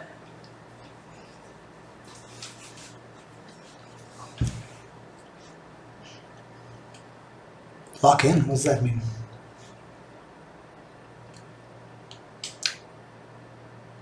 Oh, you want him to type yours? Okay. I thought he was trying to. All right. Okay. So let's see. Yeah. 2 questions are: why King start hacking, and how does Rilla work from a game perspective? Okay. So let's start with King and hacking. King is all about manipulating things and getting his way, right? That's what he was like since he was a kid. He was also always like saying little things to his mom so that she'll do what he wants her to do. He was also always used to, talking and working to get his way. He's a smart kid. He got exposed to computers and hacking very early on. He immediately fell in love with it because basically what you're doing in hacking is taking a system that doesn't want to give you what you want and making it give you what you want. So that was kind of King's introduction to it. It really fits his personality and the things he likes to do. He has a pretty rich history with it. He was doing it a little bit on the side, and then he started joining some hacker groups, and then he went on rogue, like on his own again. And as we know from the introduction sequence, like the biggest thing that he did in his hacking career was getting Rig his mech fighting license.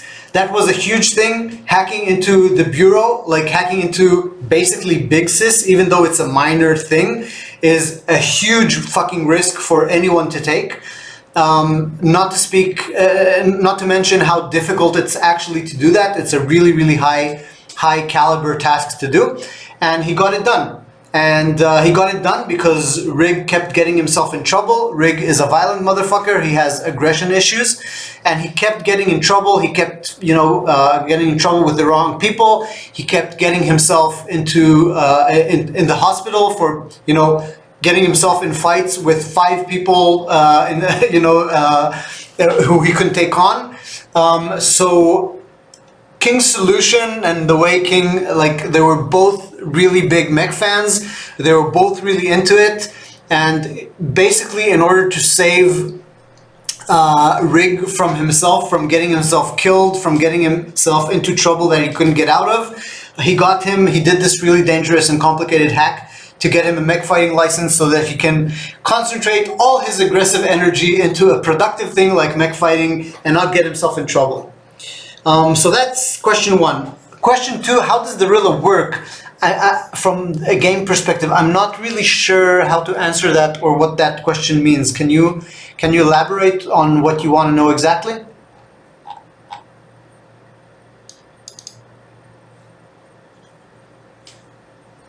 By the way, for those who don't know, Laika is the name of the first dog that was sent to space by the Russians. So space like a boss, I guess, is a play on words. Space Laika, with the name of the first dog in space, and yeah, nice.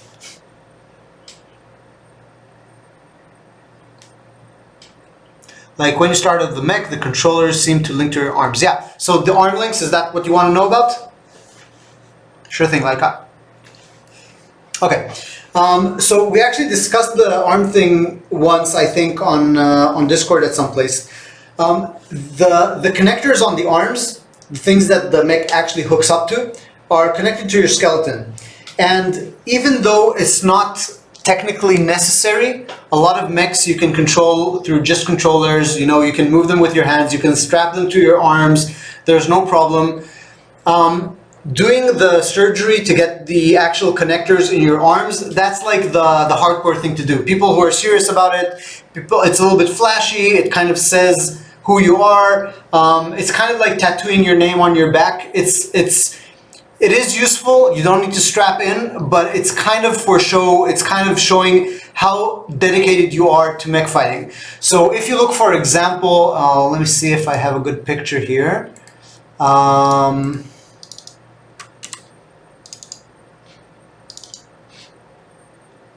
Okay, so I'm gonna share screen. Hopefully it's with less delay. No, they don't get, the bolts don't get linked to your brain. You have the PMI, which is like the controllers that you hold, and the point of the sockets is basically just to connect it to your skeleton. So it's a lot. You have closer control. It's a tighter fit, etc. Now you can see there's a bunch of characters in the game who have. Yeah, these are the PSDs, so it's a bit of a mess. But there's a bunch of characters in the game who have connectors. You can see that Zikita has connectors. She likes her mechs. She's a serious girl. We have Nate, for example. Let's see if I have a good picture of him. Not really, we can't really see it, but Nate is obviously a washed out fighter. He has his connectors. Picadeo has his connectors, obviously Usam and Priscilla. So yeah, it's kind of the go-to for whoever's serious about mech fighting. So I hope that answers your question. Yes, Placey does as well, of course. When did I join One Khamsa? Oh, time. All right. Let's put someone else up as well. Yeah. Man, your computer is crapping out. I know. Okay. Goji. Let me in, coach. I got a question. Hi. Hello, man. How's it going? So I just have like, oh, I'm good, thank you. So I just have like two questions. Yeah. So like, what happened to like Regado and King's parents? Like, are they okay? Like, what happened to them? Are they still alive? Yeah, that's a good question. So Rig and King grow up with their mom. Their dad isn't in the picture. I can't remember exactly what happens with him and why. I'm sorry, I can't remember that what happens with their dad. But if you post the link in a day or two, a question in Discord, I'll probably find it out for you.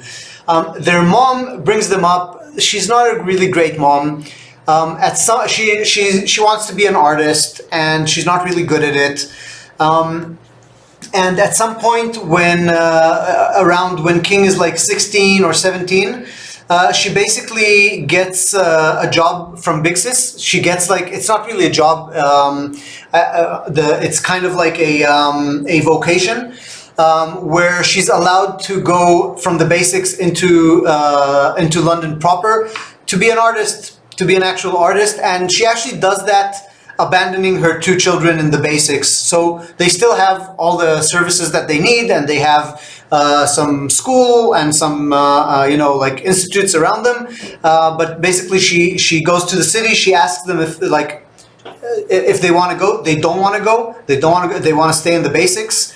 Obviously the city is also a lot more heavily monitored and babysat by Big Sis. They don't want that, and they part ways with their mom. So they're still in some sort of connection, but she was never a great mom. They have a lot of like unsolved issues with her, and even though they speak to her from time to time, she's not really a big part of their lives anymore. So that Oh, yeah. okay, that's that. Yeah. Okay. Okay, so thank you for answering that. So another question I have is, how heavy is like the Rilla? Like, if it's like able to like lift the little mech dogs who are presumably 1 ton. Yeah. If you can do that easily, then how heavy is he? So the Rilla is about 5 tons. It depends obviously on your loadout, but it's a 5-ton Rilla. It can still lift things that are really, really heavy. It doesn't quite work the way humans do. Like the proportion of mass to lift is quite different. So just in the same way that if you take a crustacean, you know, they have incredible power compared to their size, or an ant, or a hydraulic pump. You can't really compare it with a 5-ton human. But yeah, it's 5 tons and it can lift quite a bit. And with the right engines, with the right arms, you can do a lot more than that as well. Wow. Okay, that's pretty impressive. Yeah, it's a cool Rilla. So okay, so thank you for answering my question. I love the game. It's probably one of my favorite games in general. Thank you very much, man, and happy to answer the questions. Good ones. Okay, thank you. Bye. Ciao. Okay, up next we have Assassin. Assassin? Oh no. Well, What's up? I'm alright. I've only got one question. So basically, after tracing the kill box at the start of the game, King says we could never do this shit in the Europeans. Yeah. I assume he had a history of mech fighting in the Europeans before he got to New Record. Yep. Is that? Yeah. So how did they? Sorry, go ahead. How did they like go from Europeans to Record? They mentioned before they growth Record from England. Mm-hmm. Yeah, so the way the professional mech fighting scene in the rest of the world works, it's called the leagues, and you have the European leagues, the South American leagues, the American leagues, the East Asian leagues, the West Asian leagues, all these kind of leagues around the world. Splacey, for example, the character you spar with in Act 1, she's from the South African leagues, she's South American leagues, she's Brazilian. Rig and King, obviously from London, they fight in the European leagues. It's kind of like, you can imagine it like different UFC divisions or something along those lines. And when King says we could never do this in the Europeans or in the leagues, I'm not 100% sure. I think he says that line when you use the slim axe or one of the weapons. Sorry for not remembering exactly. There's like 3,000 lines and I can't remember all of them. But I think he's referring to a specific weapon that is particularly violent and that would never be allowed under Big Sis's mech fighting leagues, just because it is too... it's basically too dangerous. It's too likely to have actual bodily harm to the fighters. So yeah, does that kind of answer your question, or was there another part there? Pretty much just, yeah. All I wanted to ask, so thank you for having me on. Sure, thank you for the question. And now we have Space Leica. Oh, Space Leica. What's up, Leica? Oh no, you do have a mic. I thought you were taking after your friend, but I can't hear you. Maybe it's the wrong mic. We hear something, but it's Do we? very low. I think we heard something. Yeah, it might be from like the Quest mic or something that's like far away. Bruv is shy. It didn't look shy in the chat. How about this? Oh, there we go. I was trying to use my nicer microphone, but I don't know why it's not working. All right, cool. So it's up now. All right. My first question is: does asking Trope's question count as a question? Does what? That asking a what question? Logs. He has phrase for No. You can ask a question, but that was a question, so we only have one left. Well, first of all, I want to say your game is amazing. It's definitely been skyrocketed to one of my favorite games of all time. So thank you very much. Nah, thank you, man. Thank you very much. But my question is, do you know who Elliot is? Nice. So, here's the truth. We didn't know who Elliot was, all right? We knew who Aleski was, who's also a name that's mentioned in a bunch of the voice lines. But Elliot was just a name we threw out there. It sounded super British to me, even though obviously it's not only. And we just figured it's someone from their past, like a friend or something like that. And we're actually chatting about it on Discord a while ago, and someone suggested that he was a coach of theirs, like that he was coaching Rig and helping him with the mech fights and all that. I thought that was really, really nice. It was a nice idea. So since I decided, it is now canon that Elliot was a coach that helped Rig and King, and more detail will have to be developed around that, but that's the basic. Awesome, cool. Yeah, I like that. It kind of reminds me of how you guys invented like the game in the first place by making like a logical choice of using a mech to solve the continuity of your body in VR and like the big gorilla arms and stuff. I don't know.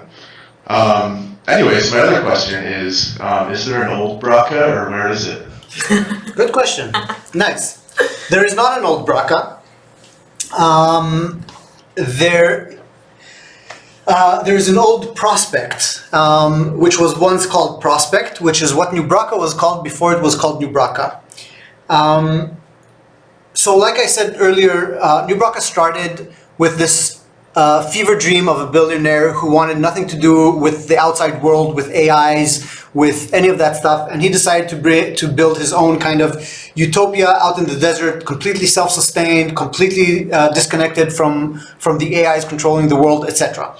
Even though he never lived to see his idea come to fruition, the people who built it, after he died, many of them decided to stay and build it for themselves. They were, many of them, true believers, and they ended up erecting this thing, building the encryption fields, at least their initial version, etc.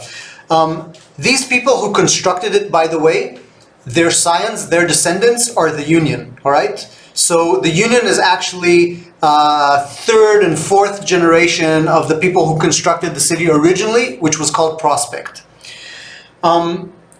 Once Prospect was erected, part of their ideology was freedom for all, and they're kind of an anarcho-capitalism. And when other people around the world heard about this place, many of them wanted to flock there and were invited to do so. So in the early days, you had pretty high-class people, again, like artists, musicians, religious leaders, eccentrics, very rich people who wanted to keep their own businesses to themselves. They had the means, they had the knowledge to get there, and they consisted of the first wave of immigrants that came to New Braca over its first 10 and 20 years.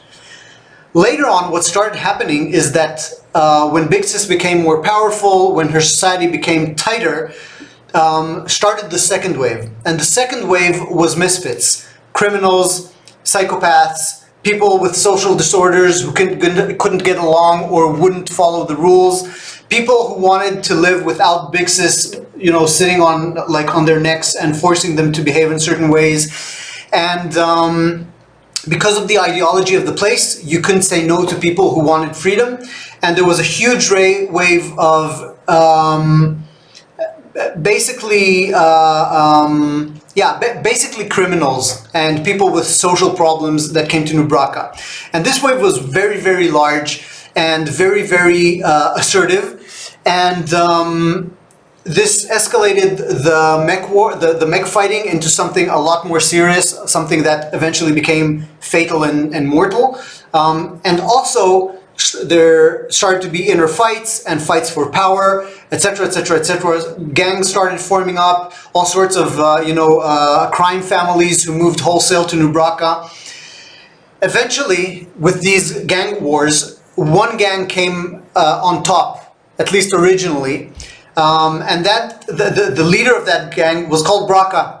And for a while, he was the leader of the entire place of Prospect. Now, the Union was still there, and the Union still controlled everything that had to do with the infrastructure, with the encryption fields, and BRCA didn't fuck with them either. But as far as the social structure went, as far as society went, BRCA was king for years. And he decided to name the city New BRCA, and even after he was assassinated by his own lieutenant, the name stuck. There's still a part of the city, and one of the big blocks is called BRCA. They still control a part of the city down in Deep City, at the bottom of the city. But even though most of the city isn't really controlled by them anymore, the name stuck, and that's where the name comes from. That's awesome. I didn't think there was going to be that much backstory, but it's awesome how much world building. Thank you very much. Yeah, we enjoyed it so much we just couldn't stop. But also, I think that. Go ahead. Yeah. Also, I think that like for us, the world building really helps us like make a world that feels like there's more than meets the eye. So there's a ton of small details that the name of the city, right? Or Elliot, which maybe is a bad example because I didn't actually have an answer for that. But there's a lot of small details there that we know what they mean, but don't really relate to the game so much. So, but they still give the game a feeling of, oh, this is a bigger world. There's more happening here. And it's also for us when we develop the game and we think of like how things work, we have design decisions to make, etc. Having a strong lore around it, having a backstory, understanding how the world works, really gives us a strong basis from which to derive decisions and ideas and names and all that kind of stuff, right? So if we're thinking of a new mech fighter or a boss, then it's not just thinking about a mech fighter. We have context. We know he's the champion here. And we know that this place is more like this than that place. And we know that the history of mech fights means that their mech is like this or like that. For us, it's really fun and we love doing it, but also it just gives us a really rich and fertile soil from which to grow the game, to make our decisions and all that kind of stuff. That's awesome. Yeah. So yeah, thank you. That was your second question? Yeah. All right. Yeah. So thank you very much, man. Good question. All right. Take care. Thanks. Thank you. We have lightning. Yeah, we're gonna do this till I drop. Up to you.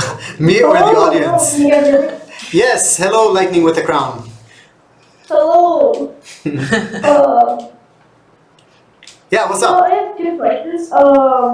So in Act 2, when you come across some of the people, I forget what it's called, like some of the people, they want information about other people. Mm-hmm. Like other people, why do they want that information? Like, what are they going to use it for?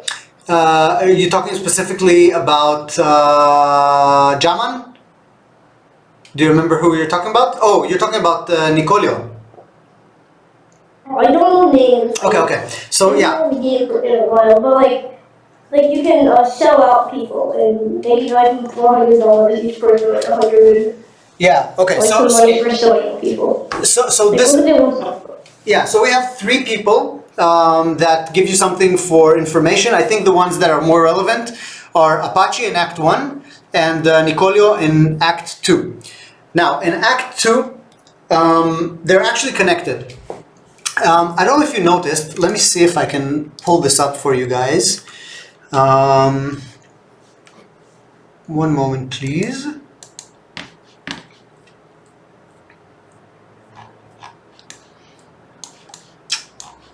Yes, no, yes.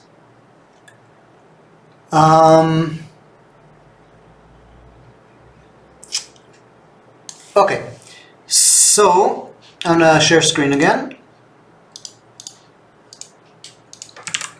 All right, so this, by the way, is the reference board that we used in order to kind of start putting together Act 2. When we understood who we want, etc. In Act 2, there's basically, we didn't really get into it in the game too much, but there's basically 2 large gangs in the guts. We have the Firm, And the firm is Nicolio, who is based on this image that we put together from different images. It's the pug. It's let me remember who else. It's Gona and Sasha. It's all these characters. Usually we have like the outfit, the firm. We don't. I'm not sure we actually get the name in, and usually you'll see like purplish backgrounds and teal colors. They always have tattoos of their ranking on their forehead. And the other gang, we call them, I can't even remember anymore. It wasn't the Flats. Sorry, I can't remember the name of the other gang. It never comes up in the game. And yeah, we use AI for references. Don't worry, this is what creates art. And you'll see them. That's like Leonardo. That's Picadeo. That's all these people who usually have like red colors, orange colors, etc. And these two gangs are at war, and they want to fuck each other over. And Nicolio is a high lieutenant in the outfit. And the information that he's asking for over there is information about people from the other side. Apache, on the other hand, is actually also from the outfit, even though he's in Act 1. And Apache is kind of a liaison. You'll see he's also with the purple colors, the suit, the bright suit, all that kind of shit. And the information that he's looking for is because he's kind of a scout. He's intelligence. He's out in the squats where the outfit isn't really around, and he's just gathering information for his firm, for his gang. And for him, you know, he's paying you money to sell out people, to tell him everything you know about them, where they hang out, what you see, all that kind of stuff. So that's kind of the backstory for those two events. That makes sense? Yeah, okay. For my second question, the starter gorilla like arm, when you have armor on the bottom, it says the arms for the gorilla was like meant for like twice its size. Yeah. Yeah. So like, this is like the twice the gorilla size, like twice the arm size and stuff. Yeah, so the swingers, it's on the swingers, right? Like the basic arm. Yeah, yeah. Yeah. So the thing with the gorilla is that it's built with a really high power throughput for the arms specifically, and it uses arms that are meant for larger mechs, basically, right? Or that can be made with larger mechs. That can be used with larger mechs. Usually a mechs in the size of the Rilla, if you remove the shoulders and the engines, they're not as large as Usam, they're not as large as Priscilla. It's a smaller mech than most of the hardcore pro fighting mechs, but it uses giant arms, and that's its edge. That's what keeps it, like all of the throughput goes to the arms, and the swingers are the basic arms that it uses, so that's the idea over there. Okay. Yeah, thank you, good questions. I really want to say, I really love your game. One of my favorite games. Thank you, man. Thank you so much. I really want my friend to get it. Is it the price rises before the update? I want my friend to get it. The what? What did you say? What did you ask about the price? I do want my friend to get it before the update, just in case with multiplayer the price rises just a bit. All right. So I don't know if that's gonna happen. So we're not gonna raise the price. It's fine. But also, we should get it anyway. Yeah. I really want to get it. It's one of my favorite games. Thank you very much, bro. When I learned how to play it, I was like, I get to beat stuff up. I do not care what people say about it. I'm playing it. Right on. Thank you very much, bro. See ya. Thanks. Reno Jonesy. Reno Jonesy. All right. Hello. Hello.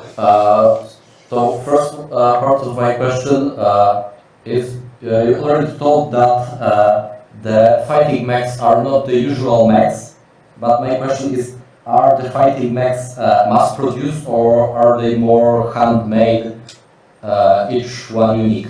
Mm-hmm. So most of the mechs that are made in current day Big Sis's world and Nubraka are a little bit for fighting. The separation I made earlier is between like the pro fighters who have like their really custom made mechs, and that's like Usam, that's the Gorilla, that's Priscilla, that's Splacey. These are mechs that are usually they're larger, even if they're based on commercial frames. They have a lot of custom shit going into them, and they have their own branding usually. Sometimes they have their own decals on the front, all that kind of stuff. For most people, if you go around New Bracca, every nth person, every other Brata has a mech. They do sparring, they do some fights, but it's not to the death or anything like that. These mechs are usually a little bit smaller. They're more for show. They're more for, you walk around the street in the mechs with your friends and just show everyone what a badass you are and what mech you have, and you make noise with the giant subwoofer and just do donuts in the parking lots and that kind of shit. That's the style of mechs. They're a little bit smaller. They're also like, people love customizing their mechs. They do the paint jobs and they do the decals and they install other shit and they put in giant gold teeth under the bubble and all that kind of stuff. But they're a little closer to their original commercial builds usually. So there's a huge gradient of off-the-shelf simple mech for starters. If you're like 15 and you get a mech for your birthday from your dad or whatever, and then they become more and more customized and you replace the arms and you put on your own stuff, and then the pro fighters mechs are like all the way to the edge. They're larger, they're unique, they're more unique, etc. I hope that answers.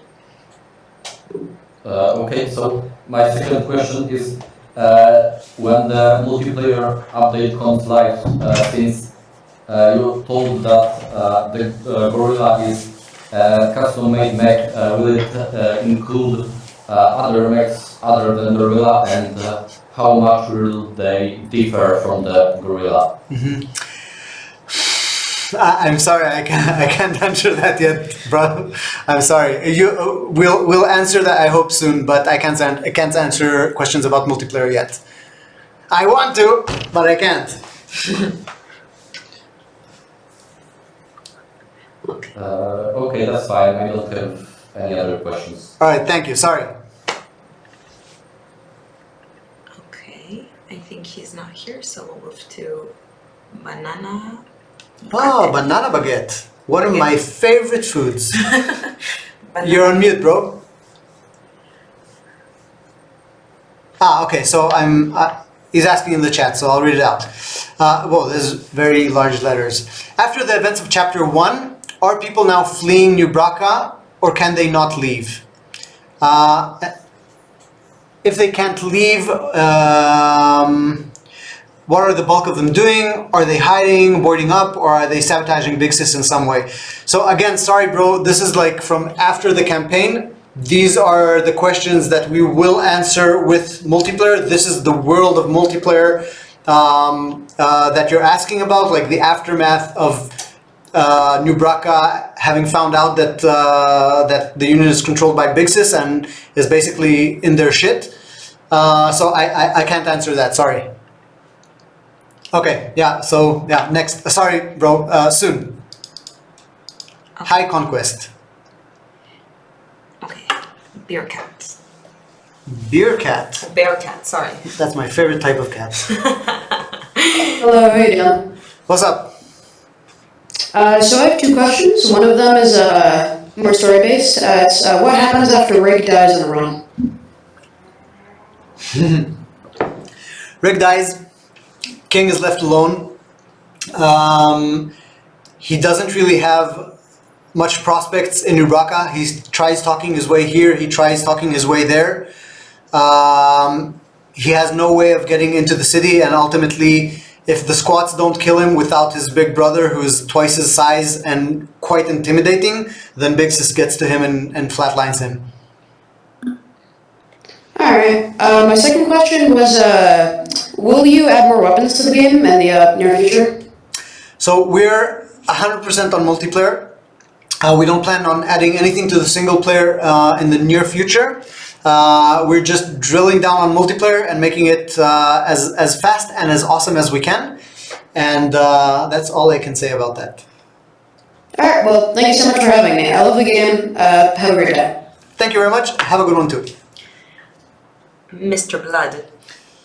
Mr. Blood. Testing, testing, can you hear me? I can hear you. Testing, testing. Alright, sick, I fixed my mic. Okay. My first question. How much power does the thumper in the crack zoo use? Because I've got hit by it, and it doesn't instantly destroy the gorilla. It doesn't instantly destroy a dozer either. I don't know if I can answer that question. Like, I can probably ask the tech team what actually happens there, because we use forces and weights. Let me see if I can see at least the weight of the thing. I'll share my screen just so you can see me fail.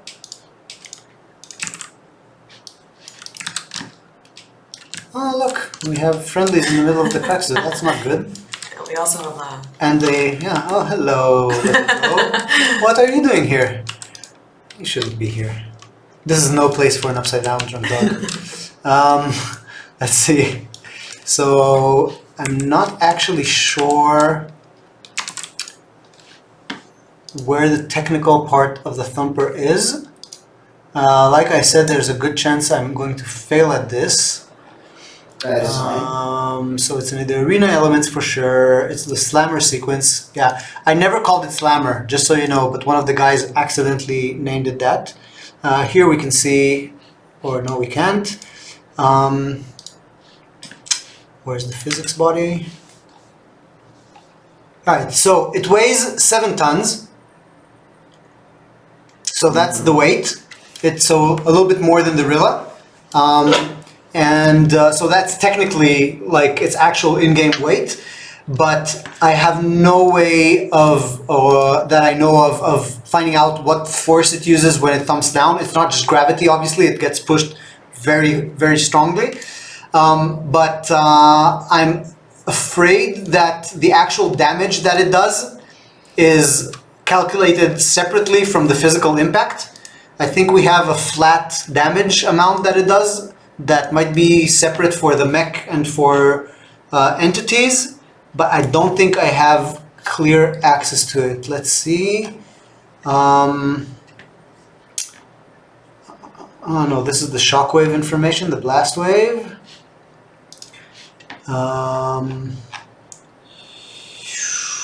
It does 300 damage. Flat out, but it also has the blast wave, so that's the behind the scenes of the thumper. For my next question, a lot of people have been curious about this, so I thought I'd ask. What about the kinoflectic metal? Like, how does that work, or what is it made of, or? Yeah, so the kinoflectic metal, which was once we called it,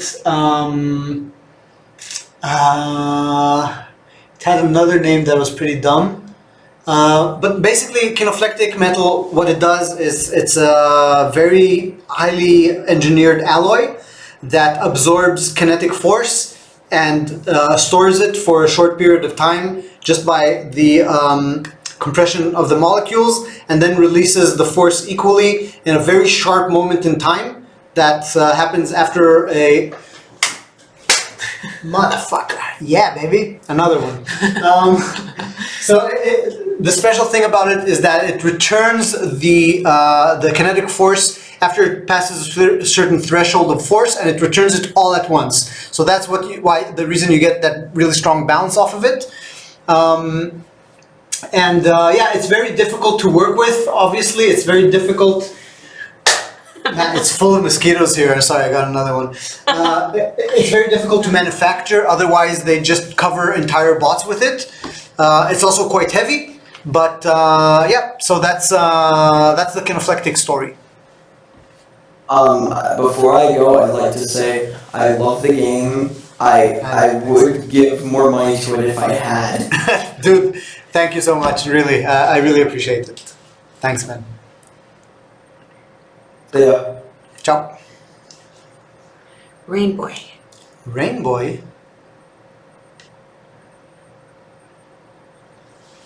Hello. Hello, hello. So my question is, how did Usam get to the position of being like, in quote unquote, the king of the pillbox? Aha, yeah, so Usam is a mech fighter, obviously. He's been a mech fighter for a long time. He has his own posse. He's been around the squats for a long time. He never really went so much for championships and stuff like that, because that's the way to get killed. But the moment he got, he became a scab. So you remember we were talking about earlier about him having an orange jumpsuit and basically being under the Union's thumb. He's basically become like a work prisoner of theirs. There's a way kind of out of that, and that is mech fighting and a certain level of commitment to mech fighting. So the moment he becomes a scab, he decides to lean into his career, even though the scabs is for a limited amount of time. And he decides to go for the Killbox Championship. He's got connections. He kind of cheats his way up there, even though he does have the stuff. But he kind of cheats his way up there, and he becomes the champion. We used to have a story. Oh yeah, that's actually true. So, okay. Usam used to be in the guts. We're talking about like 5-10 years ago, before he became like a staple of the squats. And he was part of the gang that we were talking about before, not the outfits, the other ones. He was one of their champions, or one of their forefront fighters, and a lot of times what these gangs do in order to settle differences is that they bring one of them brings their champion, the other one brings theirs, and there's a big mech fight. And even though these things don't really decide policy or anything like that, it's a big show match. Usually there's a lot of like honor and respect involved there, etc. The person who actually beats Usam in a show match and used to belong to the outfit is Priscilla. So Priscilla beats Usam. She wins the Crack Zoo Championship later on, and by beating Usam, she humiliates him. He gets kicked out of the gang, and he gets basically banished to the squats, where he starts a new life. He makes his own gang there, and eventually becomes the Killbox champion. Yeah, that's basically Usam's story. There was a different one once, but this is the one that actually made sense to us with Act 2 and Priscilla and all that. So they actually know each other, not in a good way. And ultimately, by the way, Priscilla was also kicked out of the outfit because she's completely unruly. But I want to check something real quick. 1 second, please. Yeah. Yeah, so if you look at Priscilla in the game, you can also see that she also has a rank tattoo on her forehead, just like the rest of the outfit, just like what's his face, the Pug or Nicolio, etc. And that's because she used to be a part of the outfit, even though she's kicked out, and she's the one who actually won them some honor in that one honor fight that she had with Usam. So yeah, you actually reminded me of that. I forgot that little tidbit. Thank you for answering the question. Also, I love Underdogs, by the way. Thank you. I think I joined around when it was first announced or something. I can't remember. Oh, nice. And I actually bought a few friends the game, so I actually spent quite a bit of money on that. King. It was worth it. Thank you very much, man. OG. So I have a few people to play multiplayer with. Absolutely, man. That's awesome. Thank you very much. Hyped, so very flattering. So I'm looking forward to it. So are we. Thank you. Okay. Have a good day. You too, man. Goofy, are you here? Write in the chat because I saw he's like offline, inline, but is one Goofy here? All right, he's here. Okay, there you go, Goofy. You're on mute. Hello. Hello. Hi. Is that a hot dog in your profile picture? Yes, it is. Very nice. I have 3 questions, and I hope that they're all good All right, but let's. First question. 1 second, Goofy.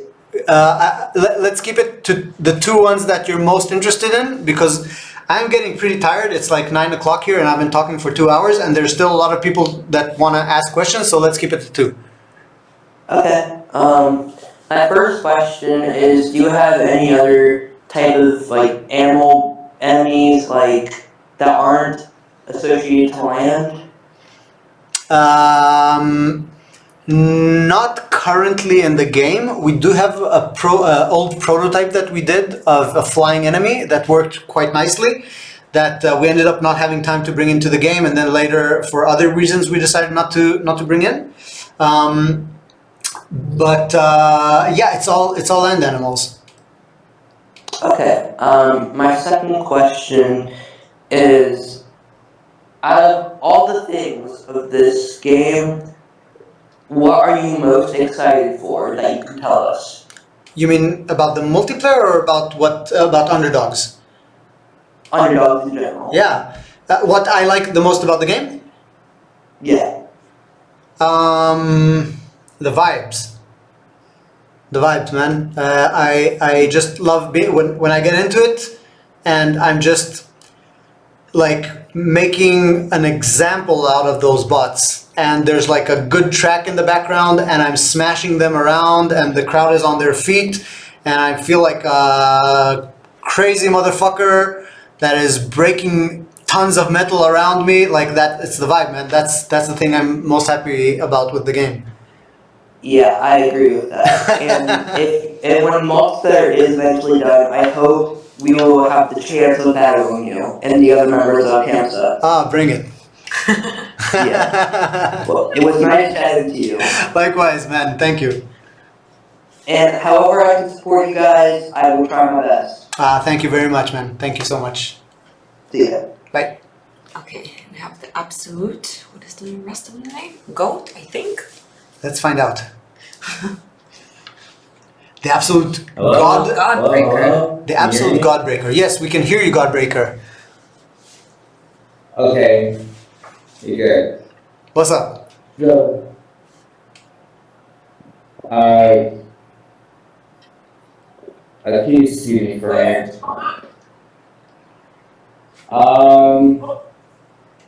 Ish. Go get it, because you ain't helping, go get it. I'm in the middle of something. Trouble at home. Could you see first? Do you need to go, man? If you come back in line, we'll let you cut the line, okay? Yeah, you can turn him off, and if he comes back, we'll let him in. I'll DM him. 1 second. Where is he? There we go. The hell? Yeah. Oh, yeah.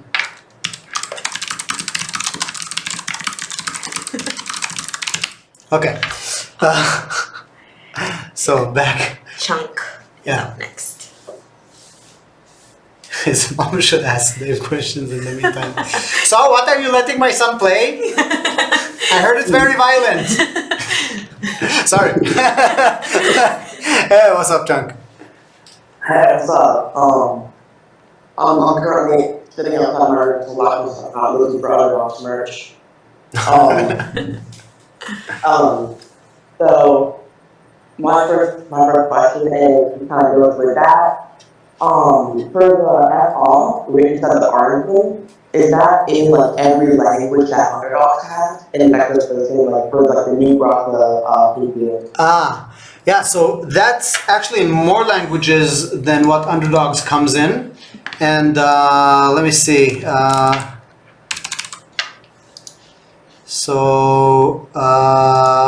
Yeah. This is the texture file. What are you laughing at? The chat. Okay, yeah, guys, stop making Mickey laugh in the chat, please. So this is the texture file, and as you can see, in English, "fuck off" appears a lot more than in other languages because most of the people playing speak English. and we want them to understand it, and for everyone who doesn't know the languages on there to understand it. But I think we have like 20 something or more languages here. We basically put every language that made sense to us in there. If your language, sir or Mrs., isn't here, we apologize. But yeah, does that answer the question? Yes, thank you. I forgot my second question, but thank you for having me. Yeah. I love your game. Thank you very much, man. I'm zeroing in on another one. He's back, I think. Oh, yeah, Mosquito? Yeah. The chat is it's already very mosquito impressed. season here. It's very impressed by your instincts. I hate the motherfuckers. All right, never mind. Later. Okay, so he's back. Yeah. All right, let's put him back on. There we go. Hello. Have you resolved your domestic issues? Is everything okay at home over there? Yes, everything's fine. So I have 2 questions. One of them is that, is there any lore behind status effect when it comes to the mech, like the shock, overheat, and turbo? Like, where do those come from? So I'll admit that actually not so much. The shock, the status effects, which include invulnerability, are actually gameplay derived mostly. We wanted, we knew what kind of things we were looking for, and we wanted something that made sense in the game world, you know, so a bot that overheats, it makes sense to us. We know they all have like small nuclear reactors, we know they all need to cool off, so that made sense. Shock, which was originally called short circuit, was also, it made sense to us. And turbo doesn't really make sense, but we fucking love it. So it's kind of, well, it does a little bit make sense. Also, it was called overclock in the beginning. So it was kind of an idea in that direction. You're just basically overclocking the system, and it's becoming like turbocharged. But there isn't much story around it or anything like that. It was just mostly led by gameplay considerations. Okay. But what about the the weapons? What about like the weapons that you can unlock during your run, or both the arms too? Like, I'm pretty sure like 4 different arms. You have like the default ones you start with. You have like the big boy arms, and then locomotion, and the metal one. Like, where does that metal that you use that like the kinoplectic metal, or like, so originally? So I just answered that 3-4 people ago. I talked about the metal and how it returns. It's like being like a very sophisticated alloy that returns energy all at once. I don't have much more detail to say about it, but you can look back, like we're recording this, we'll post it, and you can look back at it for a little bit more information. Okay, well, what about the weapons that you unlocked? Were they originally used for like construction, or were they just... Nah, these things are for mech fighting. At this point in time, like mechs aren't really used for construction, and all of the arms and the weapons and all that kind of stuff, it's for mechs. For blast waves and the slim axe and all that stuff, the grappling hook, it's all for mechs, it's all for mech fights. Okay. Hey, now this is just a small little question. And all right, I'll allow it.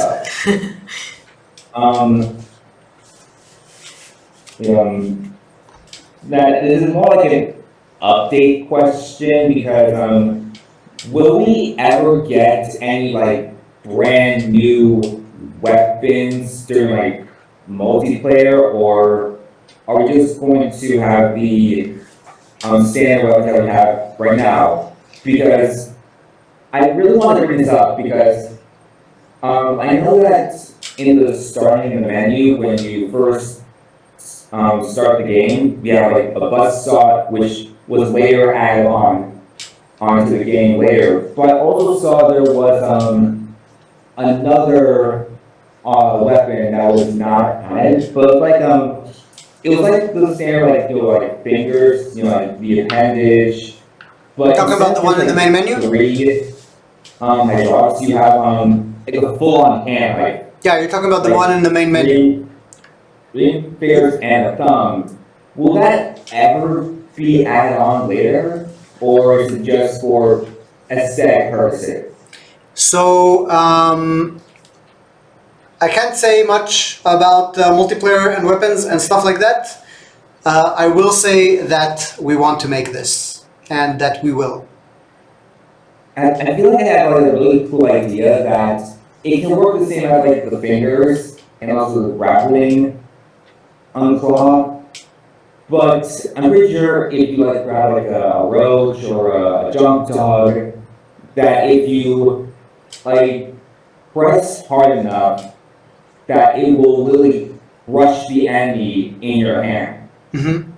Yeah, we used to have. I'm gonna end with this, or I'll take the next caller with this because I think I want to give people a chance to ask as well. But we actually originally had a type of add-on for the fingers that added damage when you grabbed something, but it was so abusable. You could just go like this, a million times, and just hold an enemy and just damage it to death. And it also felt a bit wrong because it didn't really affect the mesh so much, so it wasn't that clear how the damage was being applied. But yeah, it's always an option, and it's also fun, the idea of just going and fucking crushing something. We might look at it again. Okay, thanks for your time. I really like Underdogs. Thank you very much. I feel like it's one of the few games I feel like everyone should play at least once in their life to really get it. And I'm pretty sure it's one of my top 3 most played games I have awesome. right now. That's awesome, man. Thank you, brother. Thank you. Okay. I saw it. I saw the mosquito. Yeah, go ahead. In the meantime, Bread of Space, are you here? I don't think he's online, or is he? No. I think if no one's online, then I think we're pretty much done. Okay, let's give Remedo one more. Okay. One more question. All right. So last questions. Oh my God, we've been doing this for 2.5 hours. What's up? Why is Underdogs called Underdogs? Aha. Nice. The reason. So actually, it's a leftover name from the project that we were prototyping before it that was called Underdog.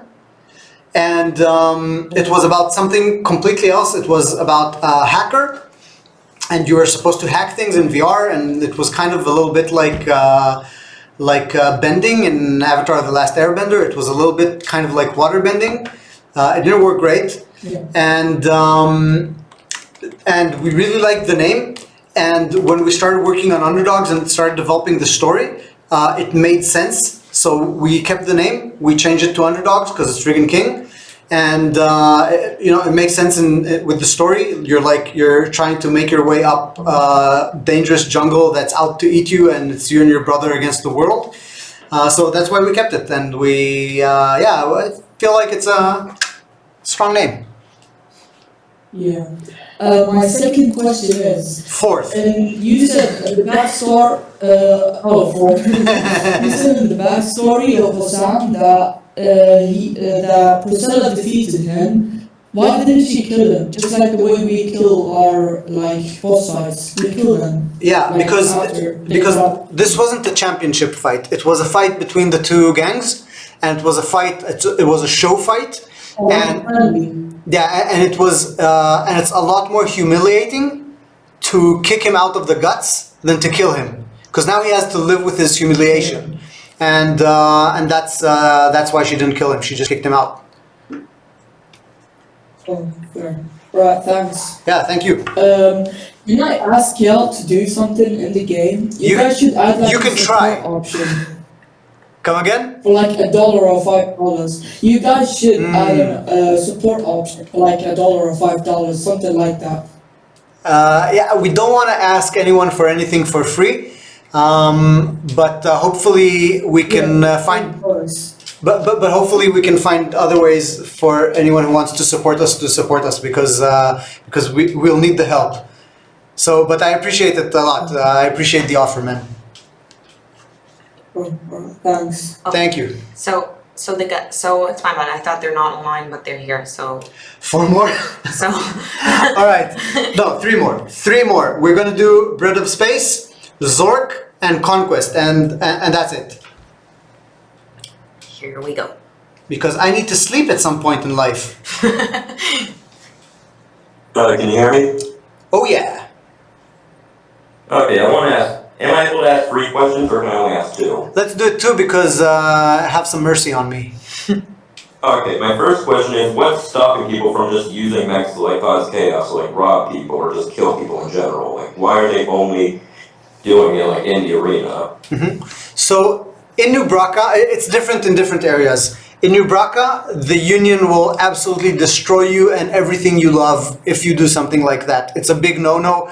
That's breaking one of the few rules that they have for people in there. Outside in Big Sis's world, it's the same thing, basically, right?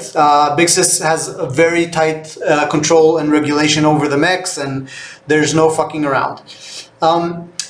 In the squats and in the jungle in general, there's it's basically a unspoken kind of survival thing. If people start doing that, and when people did go on small rampages, etc., the amount of damage that was caused to everyone was insufferable. So anyone who makes even a sound that sounds like they're going to cause any trouble like that, all of the residents turn on them very quickly and it becomes a problem, right? So it's kind of, so in the jungle, it's upheld by an unspoken social bond. So yeah, that's basically how these things are kept in check in all 3 locations that we know about in the world.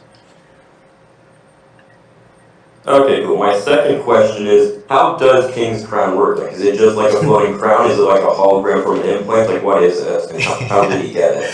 That's a good question. So look, he's had this crown way before Big Sis. He's had it since he was a kid.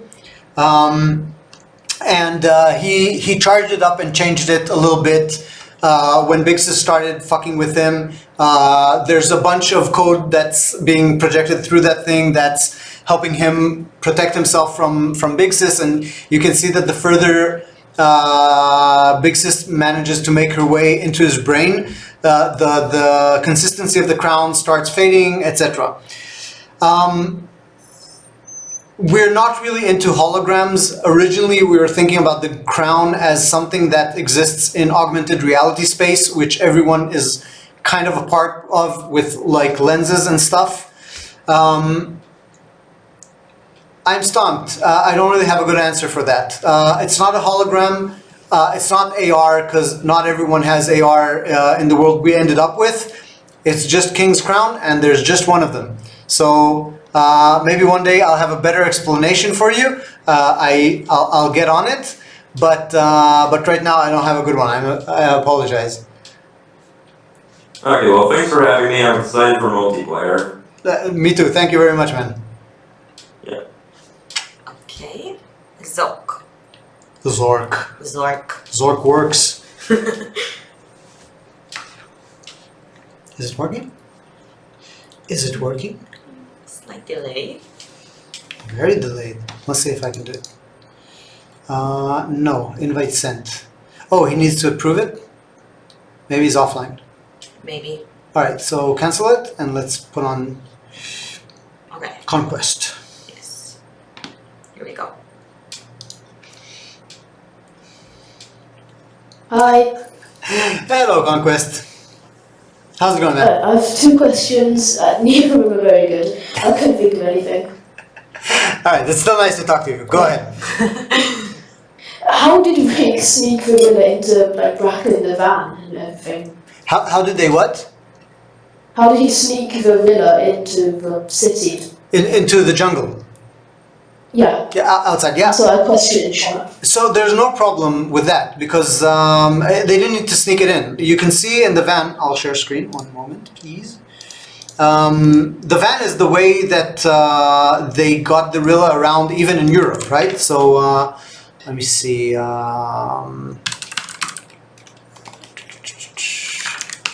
See if I can find the shot. I think it's this one. This one.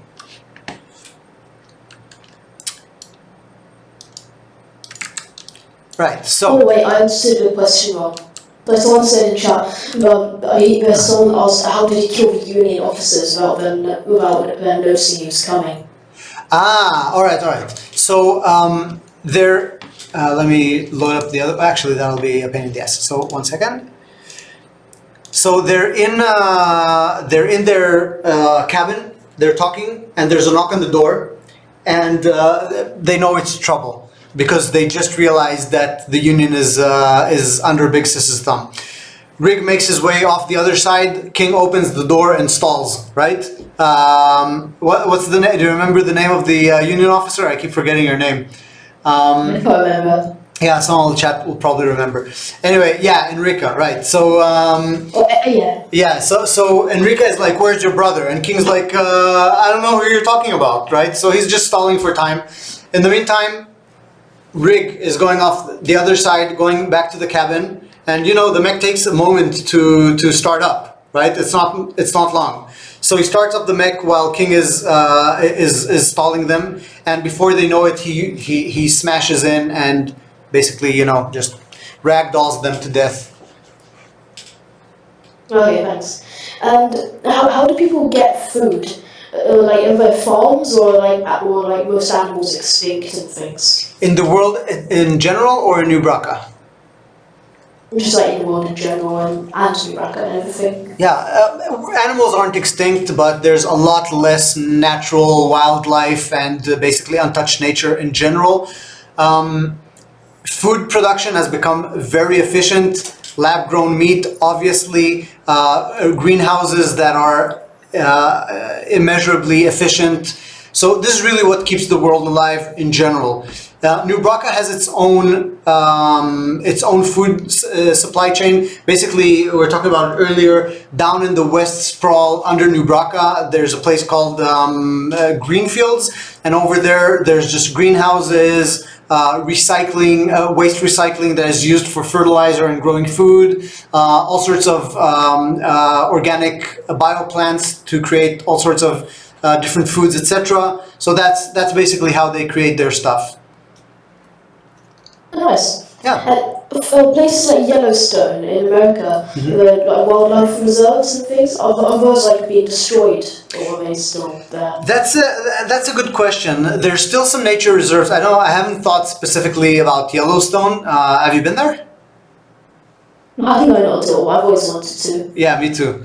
So yeah, I haven't thought specifically about particular nature reserves. I know that some of the planets suffered some pretty devastating ecological disasters over the 21st century in our world.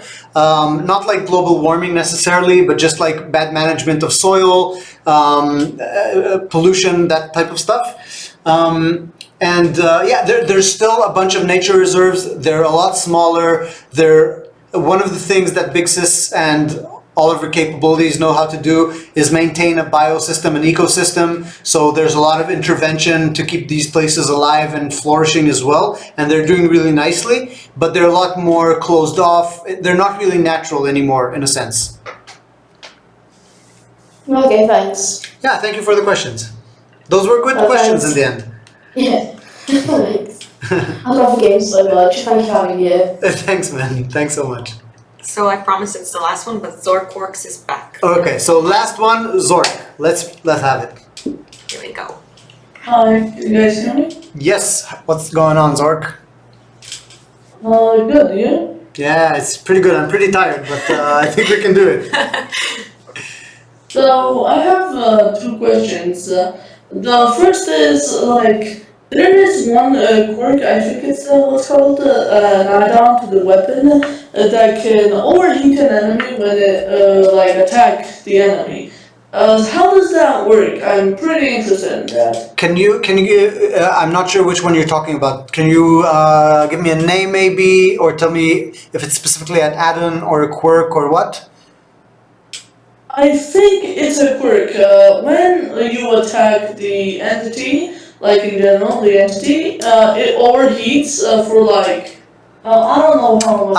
I think 3 seconds. Yeah, your arm overheats or the enemy? No, the enemy overheats. Okay, so there's mini frictor and mega frictor, and there's also super hot. That's a quirk. And basically what overheat does is it slows down the enemy. It makes them take 50% more damage, and I think it makes them a bit heavier, but I might be mistaken, or a bit lighter. I think it fucks with their weight a little bit to make the impacts feel better, but I'm not 100% sure. I see Yotam here is in the chat. Maybe he remembers, but when the arm overheats, the enemies get heavier. So I'm pretty sure the enemies get lighter when they overheat. That's possible. That's possible. I don't remember. We implemented it so long ago that I can't remember specifically. But yeah, basically overheat makes the enemy a lot slower and more sluggish and take a lot more damage. Yeah, thank you for that. And the second question is that when they enter the new Braca, the town, the city that Big Sis controls, do they know the location of Big Sis already that is in New Braca, like the actual location that Big Sis is currently in? Yeah, so what they find out is that Big Sis is in New Braca through the Union. They find out that Big Sis, the encryption fields are keeping Big Sis out from direct control. But what they find out, what King finds out in his mind, is that the Union is somehow in cahoots with Big Sis. They're somehow being controlled by Big Sis, or at least in contact with her. It's not that clear. And that the way Big Sis has control in New Braca, or the way she's in New Braca, is through the Union. So it's not that she exists in New Braca. It's not that she has like cloud server farm or something like that in New Braca, but rather that the Union do her bidding. Does that make sense? Yeah. So isn't the QR code that made them basically what makes the Big Sis control them? No, so the QR codes is, or the barcodes is something that everyone who gets into New Braca has to put on. That's something that the Union makes sure that everyone has so that they can keep track of people, etc. Or at least that's what we think. And again, the Big Sis doesn't control anything directly in New Braca. It's not that if you have a barcode, she can do anything to you. But the Union can, and the Union is doing supposedly what Big Sis wants it to do, or at least they're in some kind of alliance that we're not really sure too much about. Oh, okay. Thank you for all this. I love this game, and I wish you a good night / day. I don't know what time it is for you. Yeah, you can see it's dark outside. Okay, and I wish you the best. Thank you very much, man. Thank you. All right. 2 hours and 40 minutes. I think that's more than I intended. I probably have a million messages from my girlfriend and people. And probably tomorrow my throat will hurt. Thank you all very much. This was great. I had a great time. Thank you, Mickey, for all the administrative moderation and all that kind of stuff. Thank you everyone who was listening. This was great. I had a great time. It's really nice meeting you people, and it's really great to hear your interest in the game and what kind of questions you want to know about and all that. I love it. I love this community. just really good times. So thanks again, guys, and catch you next time. Bye.